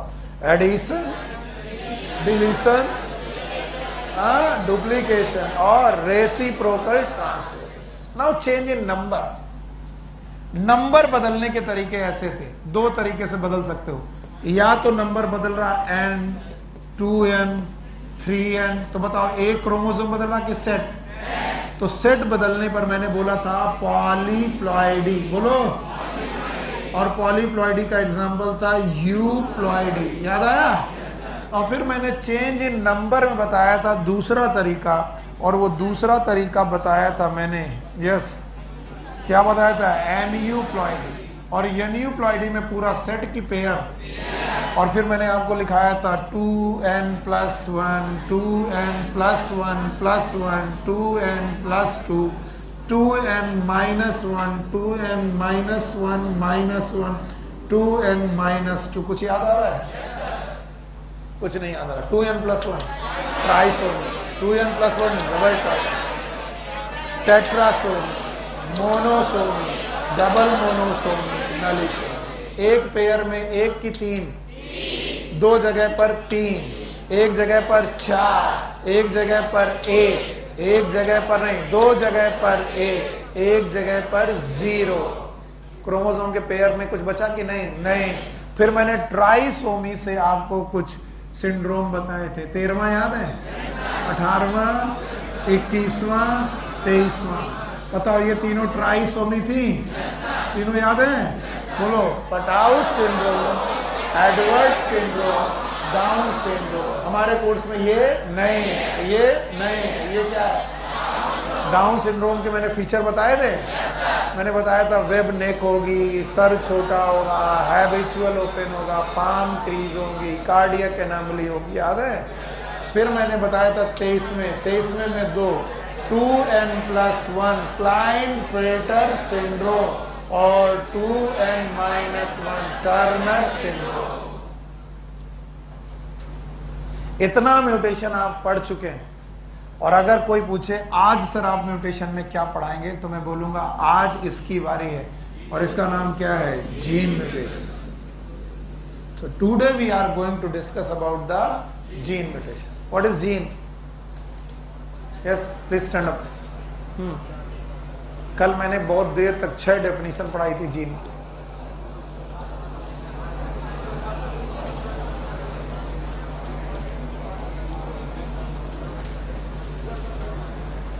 अरशद बाबू कहाँ हो? नहीं आया आज? आए हैं। हाँ बताओ, व्हाट इज जीन? पहली definition functional unit of DNA. शाबाश। the part of DNA which can form mRNA, the part of DNA which can form rRNA, tRNA, the part of DNA which can form polypeptide. Benzer याद है? Cistron, recon, muton. Functional is cistron, recombination recon, mutation is muton. और याद रखो cistron में अगर promoter और terminator के बीच में एक मोनोसिस्ट्रॉनिक, कई पॉलीसिस्ट्रॉनिक, प्रोकैरियोट पॉलीसिस्ट्रॉनिक, यूकैरियोट कौन कॉन्टिन्यूअस, कौन डिसकॉन्टिन्यूअस, कौन स्प्लिट. इतना सब पढ़ाने के बाद अगर मैं जीन पूछूं और तुम ऐसे खड़े हो जाओ तो इसमें तुम्हारी गलती है, मेरी नहीं. बैठिए शाबाश. तो बताइए अंततः जीन आपको कहां मिली, एमआरएनए में कि डीएनए में? डीएनए में, एमआरएनए में. तो gene is the part of DNA in between promoter and terminator.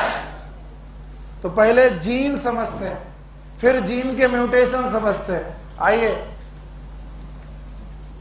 Gene mutation को डिटेल में समझने के लिए सबसे पहले जीन.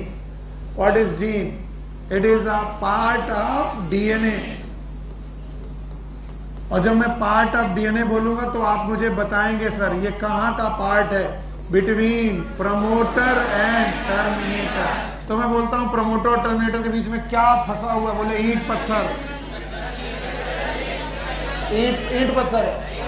यहां पर सीक्वेंस ऑफ नाइट्रोजन बेस है और कुछ नहीं है. मरे जा रहे हो. बताओ यहां क्या होगा, TACG, TACG. तो दिस इज अ जीन. तो कोई पूछे व्हाट इज जीन तो बोलोगे it is a sequence of nitrogen base upon DNA. ऐसे मिलती जुलती डेफिनेशन अभी थोड़ी देर पहले पढ़ी थी. कोडॉन याद है?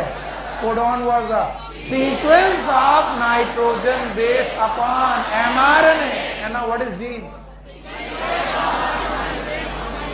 Thank you very much. Sequence of nitrogen base upon DNA. एक बार एक बच्चा मुझसे बहुत ज्यादा गुस्सा होकर के इस क्वेश्चन में उलझ गया.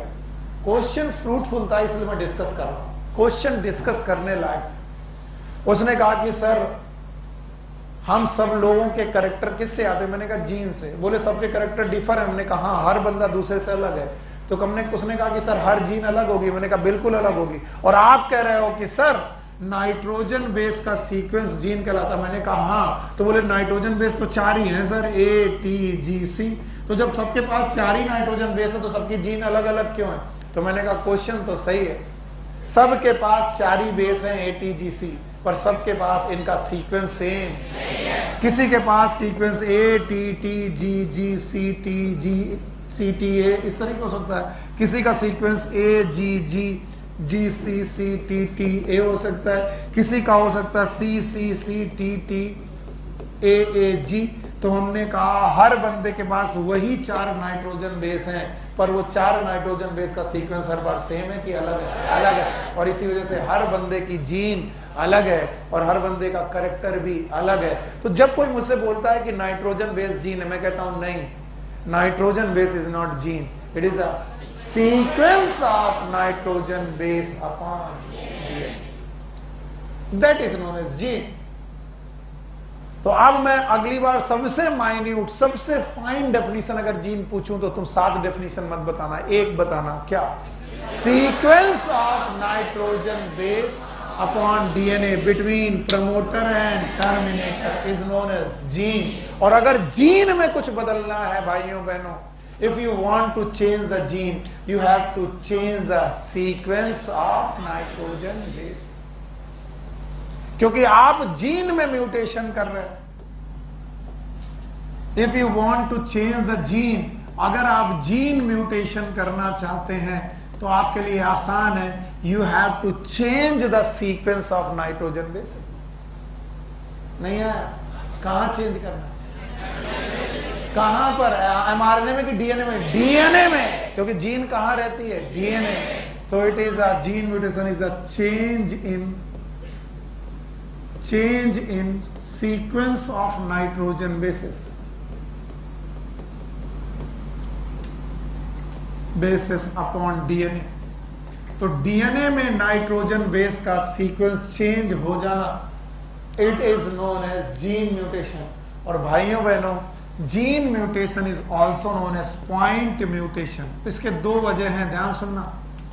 पहली वजह, क्योंकि आप किसी एक पॉइंट पर एक नाइट्रोजन बेस को बदलने जा रहे हैं। अगर एक पॉइंट पर एक नाइट्रोजन बेस को बदलने जा रहे हैं तो वो पॉइंट बदल जाए, और पॉइंट बदल जाने की वजह से म्यूटेशन का नाम पॉइंट म्यूटेशन। कई बार लोग मुझसे कहते हैं नहीं सर, फ्रेम शिफ्ट भी क्या पॉइंट म्यूटेशन होता है? मैं कहता हूं हाँ, बिकॉज किसी एक क्रोमोसोम में, अब आप ध्यान देना, किसी एक क्रोमोसोम में एक जीन की हैसियत, एक जीन की हैसियत एक पॉइंट से ज्यादा नहीं है। तो अगर जीन बदली है तो पूरा क्रोमोसोम बदला है कि क्रोमोसोम का एक point? And that's why this mutation is also known as point mutation. So even frame shift mutation sometimes is known as point mutation, क्योंकि फ्रेम शिफ्ट में पूरा क्रोमोसोम बदला कि जीन का पूरा फ्रेम बदला, लेकिन gene in the total chromosome it is a point, and that's why this mutation is known as point mutation. तो जीन म्यूटेशन का दूसरा नाम पॉइंट म्यूटेशन है। और बताओ what is gene? Sequence of nitrogen base upon DNA. आप बोलते हैं नाइट्रोजन बेस के सीक्वेंस को कैसे बदला जा सकता है? बोले तीन तरीके से बदला जा सकता है। या तो यहां पर आप सब्स्टिट्यूशन कर दें नाइट्रोजन बेस का, एडेनिन की जगह ग्वानिन, एडेनिन की जगह साइटोसिन, एडेनिन की जगह थाइमिन, कुछ भी लगा दें। या तो आप यहां सब्स्टिट्यूशन कर दें, या तो यहां पर आप नाइट्रोजन बेस का एडिशन कर दें, और या तो यहां पर नाइट्रोजन बेस का डिलीशन कर दें। याद रखना, यहां रिवर्स ट्रांसलोकेशन मैंने नहीं बोला, और वहां पर मैंने सब्स्टिट्यूशन नहीं बोला था। वहां क्या था? क्रोमोसोम में एडिशन, क्रोमोसोम में डिलीशन, क्रोमोसोम में डुप्लीकेशन, क्रोमोसोम में रिवर्स ट्रांसलेशन। और यहां क्रोमोसोम में, इनमें जीन में, पूरी जीन में, जीन के नाइट्रोजन बेस में। और नाइट्रोजन बेस में क्या? सब्स्टिट्यूशन। नाइट्रोजन बेस में क्या? एडिशन। नाइट्रोजन बेस में क्या? डिलीशन। हल्के में ले रहे हो, लेकिन थोड़ी देर बाद आफत आने वाली है तुम्हारे सामने, मैं पहले से बता दे रहा हूं। अभी जीन म्यूटेशन मैंने शुरू किया है और ध्यान नहीं दिया तो आफत आएगी। बताओ म्यूटेशन कितने प्रकार के? दो। पिछले चैप्टर में कौन पढ़ा? क्रोमोसोम। इसमें और जीन म्यूटेशन को बताते वक्त जीन जानना जरूरी है। What is gene? Sequence of nitrogen base upon DNA. तो नाइट्रोजन बेस के सीक्वेंस को बदला जा सकता है कितने तरीके से? तीन। या तो सब्स्टिट्यूशन, या तो एडिशन, या तो डिलीशन।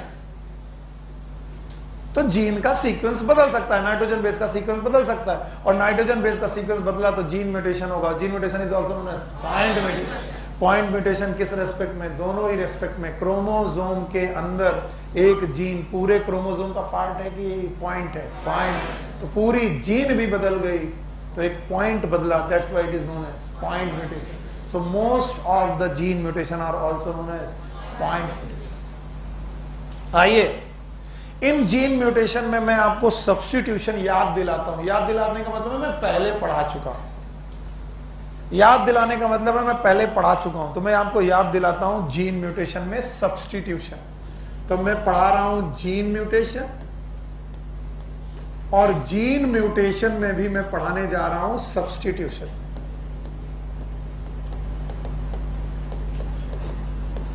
सो भाइयों बहनों, इसे डिटेल में समझना है। मुझे याद आ रहा है इसका एक बेहतर एग्जाम्पल नाम था सिकल सेल अनीमिया।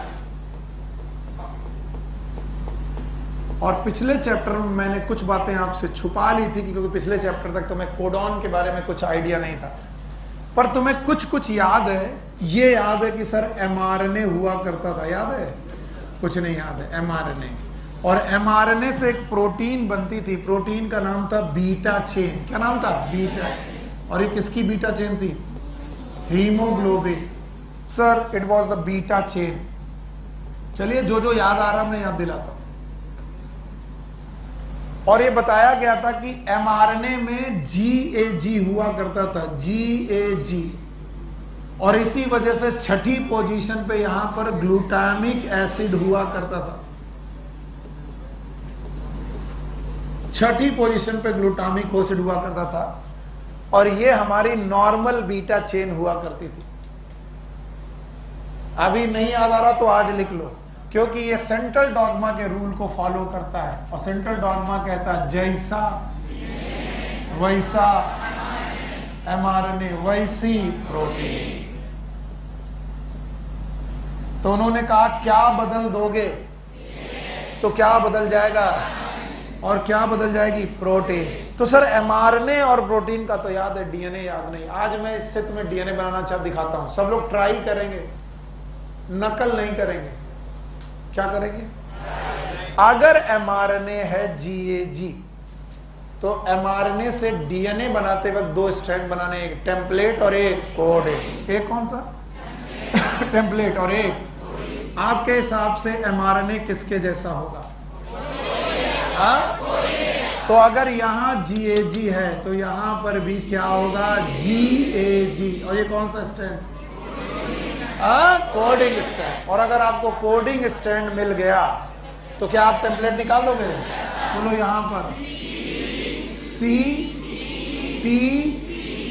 पक्का? तो अब ध्यान से सुनो पूरी कहानी। डीएनए में क्या था? CTC, क्योंकि gene is always in template codon. Gene is always in coding codon, कुछ कोड। तो जीन कहां पढ़ी जाएगी? टेम्पलेट में कि कोडिंग में? टेम्पलेट में। तो जीन का सीक्वेंस क्या था? CTC। इसलिए mRNA क्या आया था?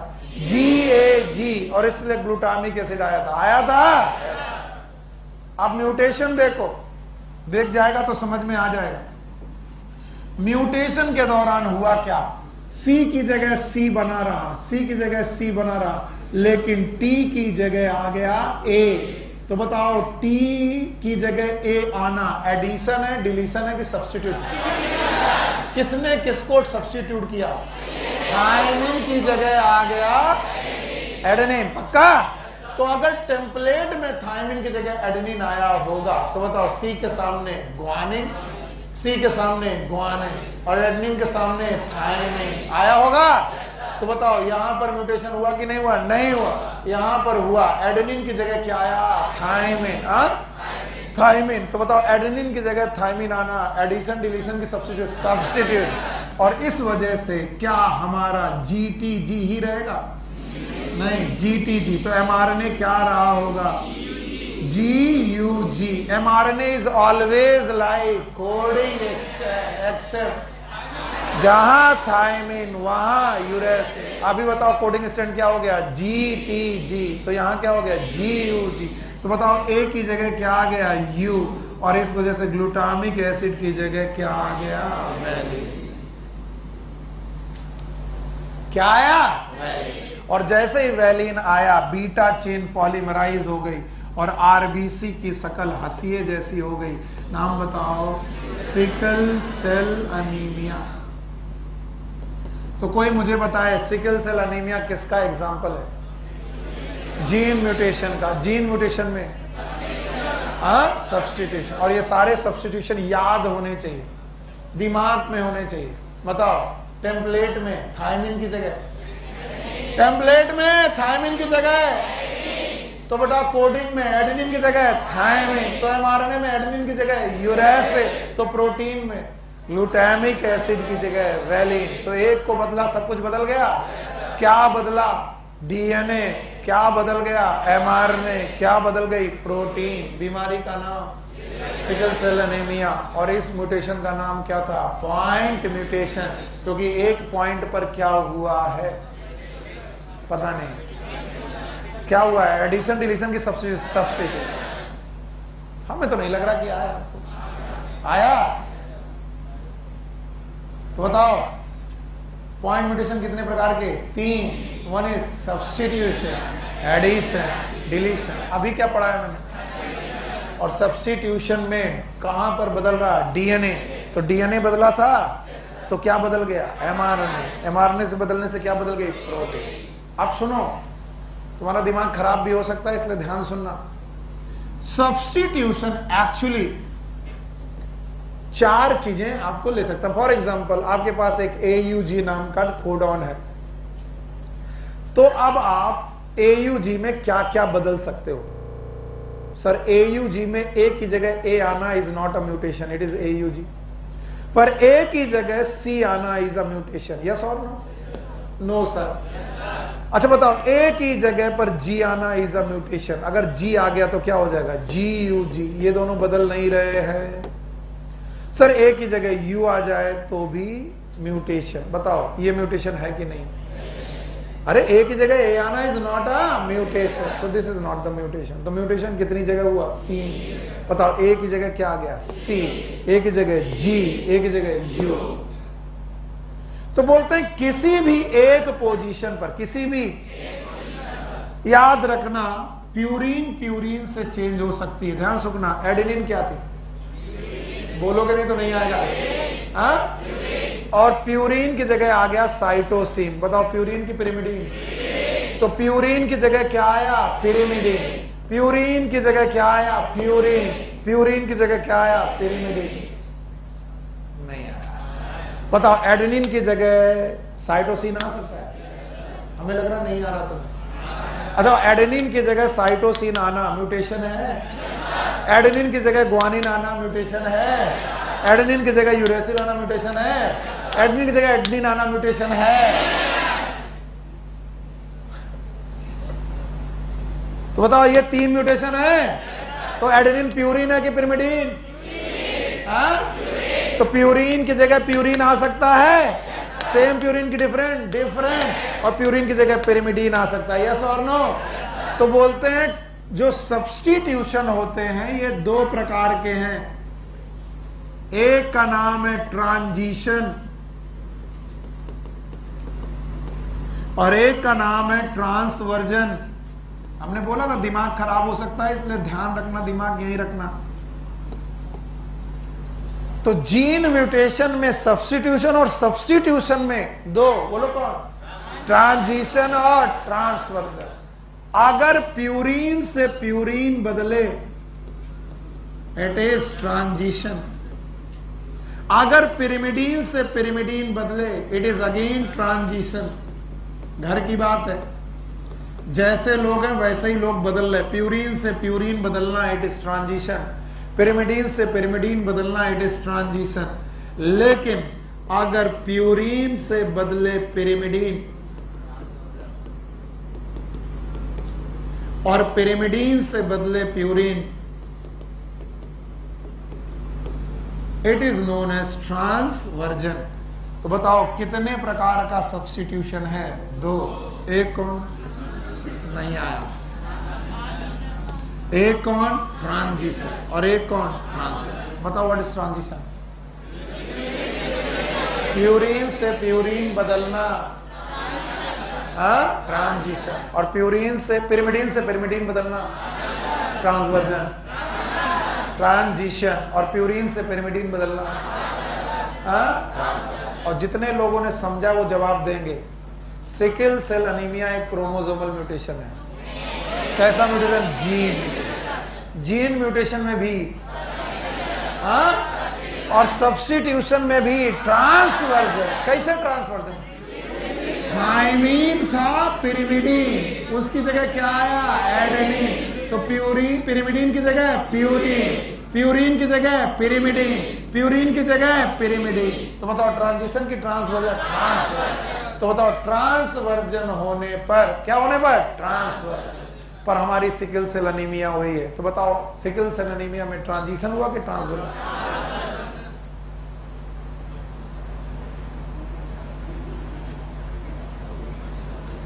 समझ में आया?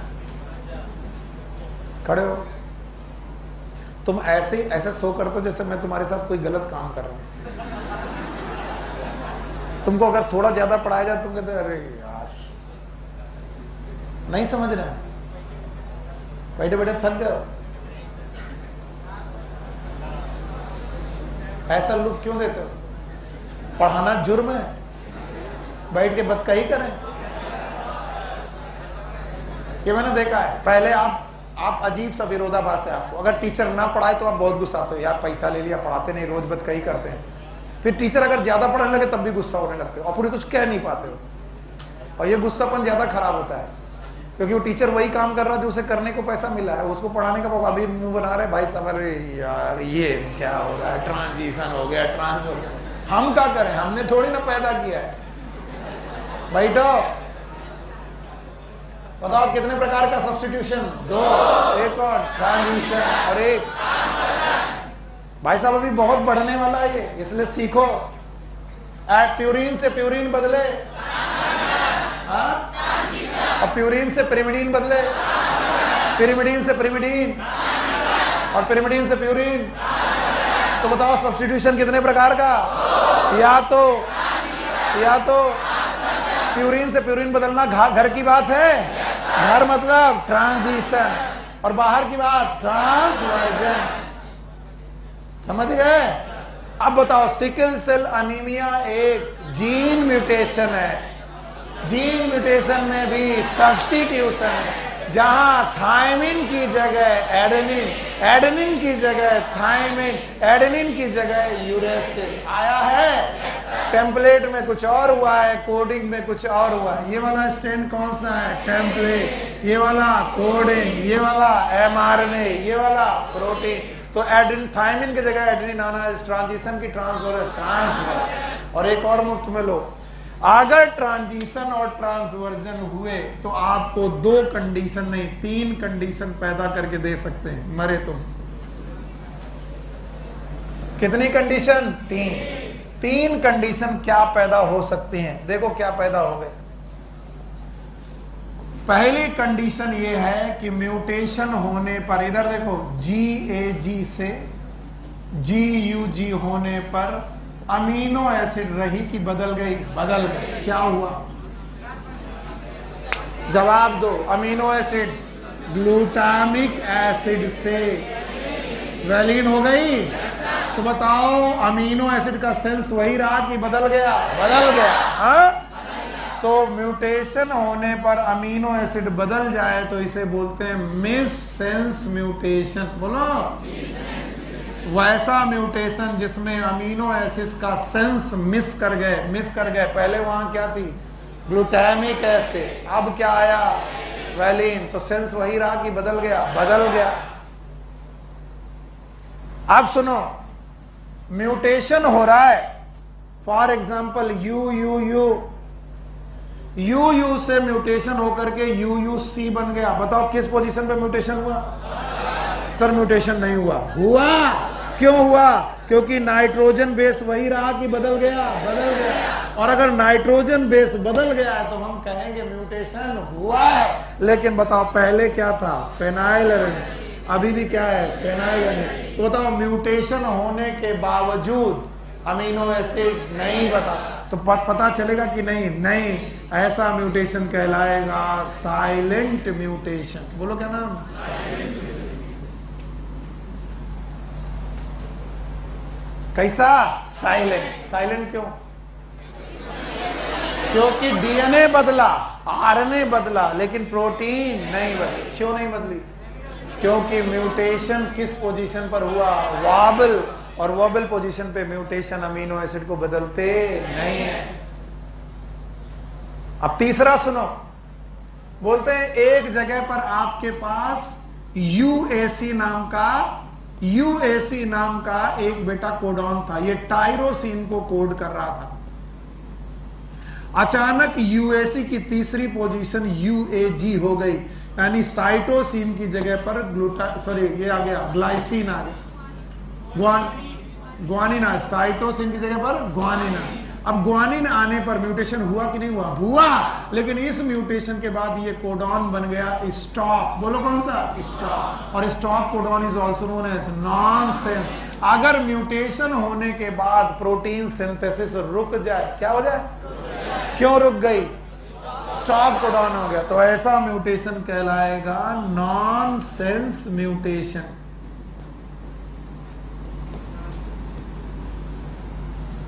अब फिर से क्वेश्चन, सिकल सेल अनीमिया कैसा म्यूटेशन है? जवाब दो। जीन म्यूटेशन में, सब्स्टिट्यूशन में, ट्रांसवर्जन में, मिस नहीं आया। ट्रांसवर्जन में ये miss sense mutation. Miss sense का मतलब सेंस वही है कि बदल गया, बदल गया। तुमने देखा होगा कि ज्यादातर मैं एनसीईआरटी के बाहर चीजें नहीं पढ़ाता हूं। अब तुमने देखा कि मैंने इस एनसीईआरटी से बाहर मैंने म्यूटेशन बार बार ज्यादा पढ़ाया, वहां भी पढ़ाया, यहां भी पढ़ाया। These all question has been asked in somewhere in exam, और इनके आने के चांसेस सबसे ज्यादा है, क्योंकि जब एग्जामिनर क्वेश्चन बनाता है तो एक्सेप्शन ढूंढता है और उसी से तुम्हें परेशान करने की कोशिश करता है। अदरवाइज मुझे कोई जरूरत नहीं कि मैं इन्हें पढ़ाऊं, मैं पढ़ा रहा हूं क्योंकि तुम्हें जरूरी है। एक बार सुन लोगे तो जिंदगी भर आएगा। नहीं आया? आया? बताओ कितने प्रकार का जीन म्यूटेशन? 2। अरे वाह, 2 की 3? एक कौन? दूसरा एडिशन, तीसरा सर मरे जा रहे, एकदम आफत हो जा रहे, बोलो कौन? Substitution, addition, deletion. मैंने अभी एडिशन डिलीशन छुआ, वो भी आएगा अभी। और जब सब्स्टिट्यूशन ये है तो क्या होगा? और सब्स्टिट्यूशन कितने प्रकार का? 2। एक कौन? ट्रांजिशन, और एक प्यूरिन से प्यूरिन, पिरिमिडिन से पिरिमिडिन, प्यूरिन से पिरिमिडिन। और बेटा ट्रांजिशन हो या ट्रांसवर्जन हो, 3 स्थितियां पैदा हो सकती हैं। या तो अमीनो एसिड बदल जाएगी, या तो फर्क नहीं पड़ेगा, या तो प्रोटीन सिंथेसिस रुक जाए। बदल गई तो हाँ, नहीं बदली तो साइलेंट, और अगर स्टॉप हो गई तो अब बताओ सिकल सेल अनीमिया 1 हटा दे इसे। क्रोमोसोमल म्यूटेशन है, जीन म्यूटेशन। जीन म्यूटेशन में, सब्स्टिट्यूशन में, ट्रांसवर्जन में मिस। पक्का? अब सुनो, जिस साल ये क्वेश्चन बीएचयू में आया हम सब लोग ढेर हो गए थे, हमें तो समझ में नहीं आया था ये क्वेश्चन कहां से आया। अभी ये क्वेश्चन आने के चांसेस नहीं है, पर जब तुम जेनेटिक्स पढ़ के बाहर के बच्चों से मिलते हो, बाहर के बच्चे वो क्वेश्चन तुम पे फ्लॉन्ट करते हैं, तुम कहते हो मुझे नहीं आता, तो कहते तुम्हारे सुनील सर को भी नहीं आता होगा, तुम मेरी बेइज्जती करते हो। तो it is just for your knowledge, it has been never asked. पिछले 10 सालों में कभी नहीं पूछा गया, उसके पहले पूछा जाता था जब हम तैयारी करते थे। सुनना है कि हटा दें? हटा दें? चलो 5 मिनट सुनी लो, बंटवा दो।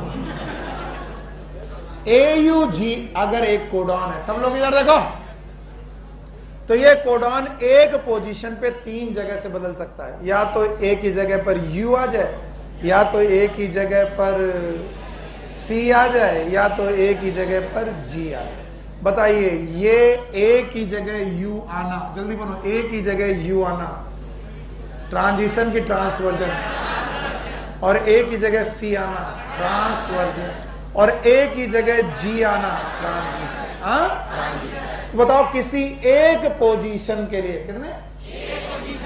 कितने सब्स्टिट्यूशन म्यूटेशन हो सकते हैं? 3, जिसमें से 2 ट्रांसवर्जन, 1 ट्रांजिशन। तो बताओ यहां पर कितने म्यूटेशन? 3, यहां पर 3, यहां पर 3, तो टोटल 9।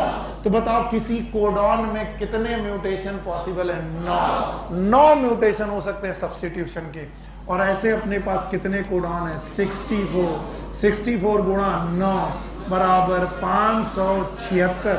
और जिस साल ये क्वेश्चन आया था हमें समझ में नहीं आया था कि 576 कैसे आया। पूछा गया था कि कोडॉन में पॉसिबल सब्स्टिट्यूशन म्यूटेशन बताओ। 1000, 576, 586, 900, हमें मालूम नहीं चला था ये कैसे निकालेंगे। आज पता चला, एक मेटा कोडॉन में एक पोजीशन पर 3, और ऐसी 3 पोजीशन, 3 3 3 3 3 3 कितना? 9, और 9 64 गुणे 9 बराबर 576। और इस क्वेश्चन को और मुश्किल किया लोगों ने। बोला गया कोडिंग कोडॉन में कितने म्यूटेशन? 61 × 9, 9 1 कम 9, 549 पक्का। तो 949 mutation code, 549 mutation coding codon में, फिर मेरे को भी एक दिन दिमाग खराब हुआ, मैंने भी क्वेश्चन बना दिया और उस क्वेश्चन को फिर मैंने बनाया कि किसी भी एक पोजीशन पर कितने ट्रांसवर्जन, 3 कि 2, तो यहाँ पर 2, यहाँ पर 2, यहाँ पर 2, तो टोटल कितने, 6। तो 6 हैं ट्रांसवर्जन। तो बताओ 64 में कितने, 64 गुणा 6,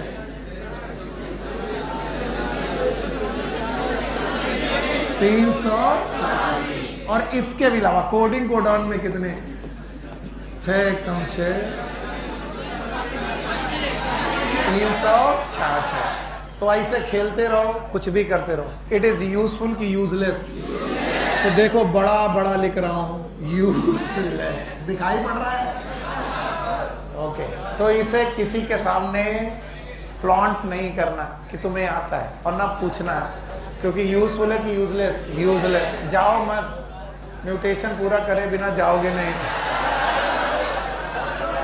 नाउ द जीन म्यूटेशन में एडिशन एंड सब्स्टिट्यूशन, एकदम शांत, जिसको जाना गेट खुला हुआ निकले यहां से, भागो। 2-4 बच्चे तो फिर भी रुक जाएंगे, मुझे पूरा विश्वास है। जीन म्यूटेशन में अगला है एडिशन एंड डिलीशन। इनमें से पहला एडिशन। एडिशन को समझने के लिए सबसे पहले आपको एमआरएनए का फ्रेम समझना पड़ेगा। Late suppose this is a mRNA.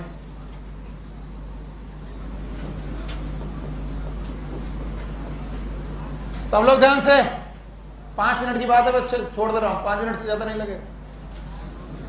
AUG, UUU, GAG और UUC, ये एक एमआरएनए का फ्रेम है। मैं हाथ जोड़कर निवेदन कर रहा हूं, सुन लो।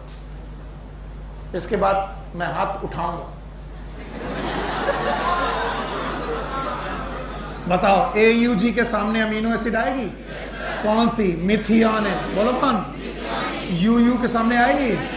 फेनाइल एनामिन। GAG के सामने आएगी?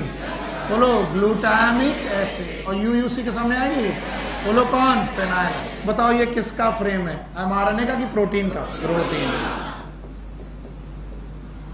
और ये एमआरएनए का फ्रेम। अब ध्यान सुनना, इस एमआरएनए में हम एक नाइट्रोजन बेस ऐड करना चाहते हैं। रोडवेज बस देखिए, रोडवेज बस में 3 सीटर देखा है, 3 लोग बैठे हैं आराम से। अचानक रोडवेज बस रुकी, एक आदमी घुसा और उसने देखते ही पहली सीट बोला, भाई साहब खसकिए। आपने बोला कहाँ बैठोगे सर? में बोला क्या सीट घर ले जाओगे? आपकी लड़ाई चालू हो गई, थोड़ा सरक जाओ। तो तुम सरके, वो आदमी बैठा। बैठने के बाद वो थोड़ा, और तुम वहीं रह के शिफ्ट हुए, और तो जो कोने में बैठा था वो गिर गया। नहीं आया। दैट इज नोन एज कुर्सी shifting and here is frame shifting. देखो सुनो, एडेनिन और यूरेसिल के बीच में फास्फोडाइस्टर बॉन्ड है, यूरेसिल और ग्वानिन के बीच में फास्फोडाइस्टर बॉन्ड है, इन सब के बीच में फास्फोडाइस्टर बॉन्ड है। और एडेनिन कह रहा हमको भी जगह दे दो भैया। तो बोले कहाँ जगह दे दे? बोले खसको। खसको मतलब सरको, सरको मतलब शिफ्ट। तो बोले शिफ्ट करें? बोले बिल्कुल। तो शिफ्ट कैसे करेंगे? उधर देखो, सी बाहर चला जाएगा। ये देखो ध्यान से, जैसे ही बेटा खसके सरके बड़े खुश, तो सी बाहर, ओके, और यू अंदर रह गया, और GA भी बाहर चले गए। देखो ये रहा GAG। अरे हाँ, फिर से कर दे रहे, ले। ये क्या था? AUG। ये क्या था? UUE। ये क्या था? मिथियोनिन। ये क्या था? फेनाइल। GA याद है क्या था? GAG। ये रहा GAG। और उसके बाद क्या था? UU। तो ये फ्रेम में रहा। और C, तो बताओ फ्रेम वही रहा कि शिफ्ट कर गया? शिफ्ट। तो किसका फ्रेम शिफ्ट हुआ? एमआरएनए। फिर से बोलो। तो बताओ अभी भी AUG के सामने मिथियोनिन, UU के सामने फेनाइल एनामिन। लेकिन अब क्या हुआ? अब हुआ ये सर कि GAG और GAG के बीच में, सॉरी GAG के बीच में कौन घुस चुका है? एडेनिन। फिर से बोलो, एडेनिन घुसने की वजह से बाकी लोग शिफ्ट कर चुके हैं और एडेनिन घुसने की वजह से ये रहा GAG। अब बताओ GAG पढ़ेंगे कि AGA पढ़ेंगे? AGA। और AGA पढ़ेंगे तो यहाँ ग्लूटामिक एसिड आएगा कि बदल जाएगा? बदल जाएगा। तो बताओ यहाँ पर अमीनो एसिड वही रहेंगे कि बदल जाएंगे? बदल जाएंगे। तो क्या बदला? mRNA में क्या घुसा? एक नाइट्रोजन बेस, और एक नाइट्रोजन बेस के घुसते ही बताओ अमीनो एसिड वही रहे कि बदल गए? उसके पहले कि उसके बाद? तो बताओ यहाँ पर रीडिंग फ्रेम वही रहा कि बदल गया? बदल गया। हाँ, बदल गया। इस म्यूटेशन का नाम फ्रेम शिफ्ट म्यूटेशन। सर क्या नहीं आया? एक बार और सुनो। अब एडेनिन घुसने के बाद यूरेसिल कहता हम जाएंगे, तो बोलो तुम आओ। जैसे ही यूरेसिल ने कहा हम भी जाएंगे, बाकी लोग सरके। कैसे सरके? देखो, आपको याद होगा पहले C बाहर था, अब U बाहर भी हो गया, अब U यहाँ आ गया। तो कभी फेनाइलएलानिन से UUC हुआ करता था, और यहाँ पर GAG हुआ, और यहाँ पर A पहले आ चुका था, और कौन घुसा? U। तो अब कौन पढ़ोगे? AUG, AGU। फ्रेम वही रहा कि बढ़ गया? बढ़ गया। बताओ फ्रेम किधर की तरफ खिसका? लेफ्ट की राइट? राइट। और बताओ अमीनो एसिड वही रहे कि बदल गए? बदल गए। हाँ, जी ने कहा हम भी घुसेंगे, तो बोले घुसो भैया तुम भी। तो भैया जी भी आने की कोशिश में, और जैसे ही जी इसके अंदर आने की कोशिश में, ध्यान सुनना, इधर देखो ध्यान से, ये U था और पूरा U बाहर निकल गया। यस और नो? और अगर U बाहर निकल गया तो GAG कॉर्नर पे आ गया, और यहां पर 3 नाइट्रोजन बेस एक साथ घुसे। It is AUG। बताओ क्या ये नया अमीनो एसिड लाएगा? नाम बताओ? मिथियोनिन। और ये क्या लाएगा? Glutamic acid. और अब एक नया अमीनो एसिड आ जाएगा, बोलो कौन? फेनाइलएलानिन। बताइए फेनाइलएलानिन आने पर भी फ्रेम घटा कि बढ़ गया? बढ़ गया। कई बार टीचर और स्टूडेंट ये गलती कर देते हैं, कहते हैं 1-2 जोड़ो तो फ्रेम शिफ्ट होता है, 3 जोड़ो तो फ्रेम शिफ्ट नहीं होता। गलती में 3 जोड़ो, 1 जोड़ो, कितना भी जोड़ो, फ्रेम छोटा होगा कि बढ़ेगा? बढ़ेगा। और इसे क्या बोलेंगे? Frame shift mutation. लेकिन 3 जोड़ने पर, कितने जोड़ने पर? 1 अमीनो एसिड भी बढ़ जाएगा। तो बता दो उस अमीनो एसिड के बाद और पहले फ्रेम वही रहेगा, लेकिन ये 1 अमीनो एसिड बढ़ जाने से इसे बोलेंगे फ्रेम शिफ्ट एडिशन। बोलो क्या बोलेंगे? फ्रेम। जो मैं पढ़ा रहा हूं ये बहुत वाहियात है, और जो NCERT ने पढ़ाया वो बेस्ट है। उन्होंने कहा कि एक सेंटेंस था, नाम था राम हैज रेड कैप। ध्यान सुनिएगा, इसमें इन्होंने 3 शब्दों के लिए Ram has red cap, this was the frame, ये हमारा फ्रेम था। अब सुनो, इन्होंने बी जोड़ा इसमें, राम हैज, और जैसे ही बी जोड़ा, बी ने खिसकाया रेड को, तो RE यहां आ गया, D आगे खिसक गया, DCA यहां आ गया, P यही रहा कि P बाहर? P बाहर। तो फ्रेम क्या हुआ? शिफ्ट। आगे सुनो, फिर से इन्होंने जोड़ा राम हैज, अब की बार B के साथ इन्होंने I जोड़ा, तो BI ने RE को खिसकाया, R यहां रहा, E यहां आ गया, DC यहां रहा, A आ गया, P यहां। फ्रेम और घटा के और बढ़ा? और बढ़ा। टुवर्ड राइट की लेफ्ट?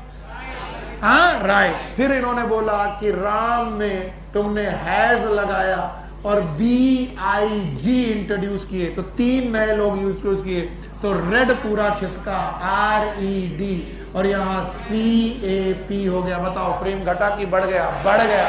तो बताओ इसका नाम फ्रेम शिफ्ट म्यूटेशन। तो ऐड करने पर फ्रेम किधर की तरफ शिफ्ट हुआ? राइट। उन्होंने बोला देखना, जो एडिशन में पॉसिबल है वही डिलीशन में। देखो, इन्होंने कहा राम को राम रहने दो, हैज को हैज रहने दो, और R हटा लो। जैसे ही R हटाओगे फ्रेम बाईं तरफ खिसकेगा, यहां पर आएगा ED, और इसका आ जाएगा C, और यहां पर आएगा A और P। फ्रेम बड़ा कि छोटा? छोटा। आगे देखो, राम हैज, E भी हटा दिया, तो क्या आ गया? DC, और A इधर लिया, और तो यहां क्या बचा? P। फ्रेम और बड़ा कि और छोटा? और छोटा। आगे चलो, राम हैज कैप, इन्होंने डी भी हटा दिया, CAP, फ्रेम और घटा कि और छोटा, और छोटा। तो बताओ ऐड करने पर फ्रेम किधर बढ़ेगा, राइट को, डिलीट करने पर लेफ्ट को। तो चाहे 3 डालो, चाहे 3 से कम डालो, चाहे 1 डालो, फ्रेम हमेशा बढ़ेगा और हटाओगे तो घटेगा। लेकिन इस खास बात में देखो, अगर तुमने 3 नाइट्रोजन बेस डाले तो उसके पहले का सेंटेंस और उसके बाद का सेंटेंस सेम है। देखो सेंटेंस क्या था, राम हैज रेड कैप, तो बोलो क्या है, राम हैज रेड कैप, क्या डाल दिया, बिग। तो बिग डालने से एक नया अमीनो एसिड आ गया। पर नया अमीनो एसिड आने पर लोग बोलते हैं फ्रेम शिफ्ट नहीं हुआ, क्या है, सही है, क्या हुआ, यस सर। लेकिन रीडिंग फ्रेम बदला नहीं, ना उसके पहले ना उसके बाद। तो फ्रेम शिफ्ट होना अलग है और रीडिंग फ्रेम बदलना अलग है। किसका फ्रेम शिफ्ट होता है, mRNA का। और रीडिंग फ्रेम कहाँ बदलता है, प्रोटीन की। And this mutation is known as frame shift mutation. और इसका बढ़िया एग्जाम्पल है थैलेसीमिया। बोलो क्या नाम है, 2 प्रकार की थी, एक कौन, अल्फा और एक बीटा। जाओ खुश रहो। और आज शाम की क्लास नहीं ले पाऊंगा, मुझे लखनऊ जाना, मैंने बताया था तुमको। तो जब क्लासेस शाम की चालू करूंगा तो बता दूंगा। Take care, good luck, bye bye.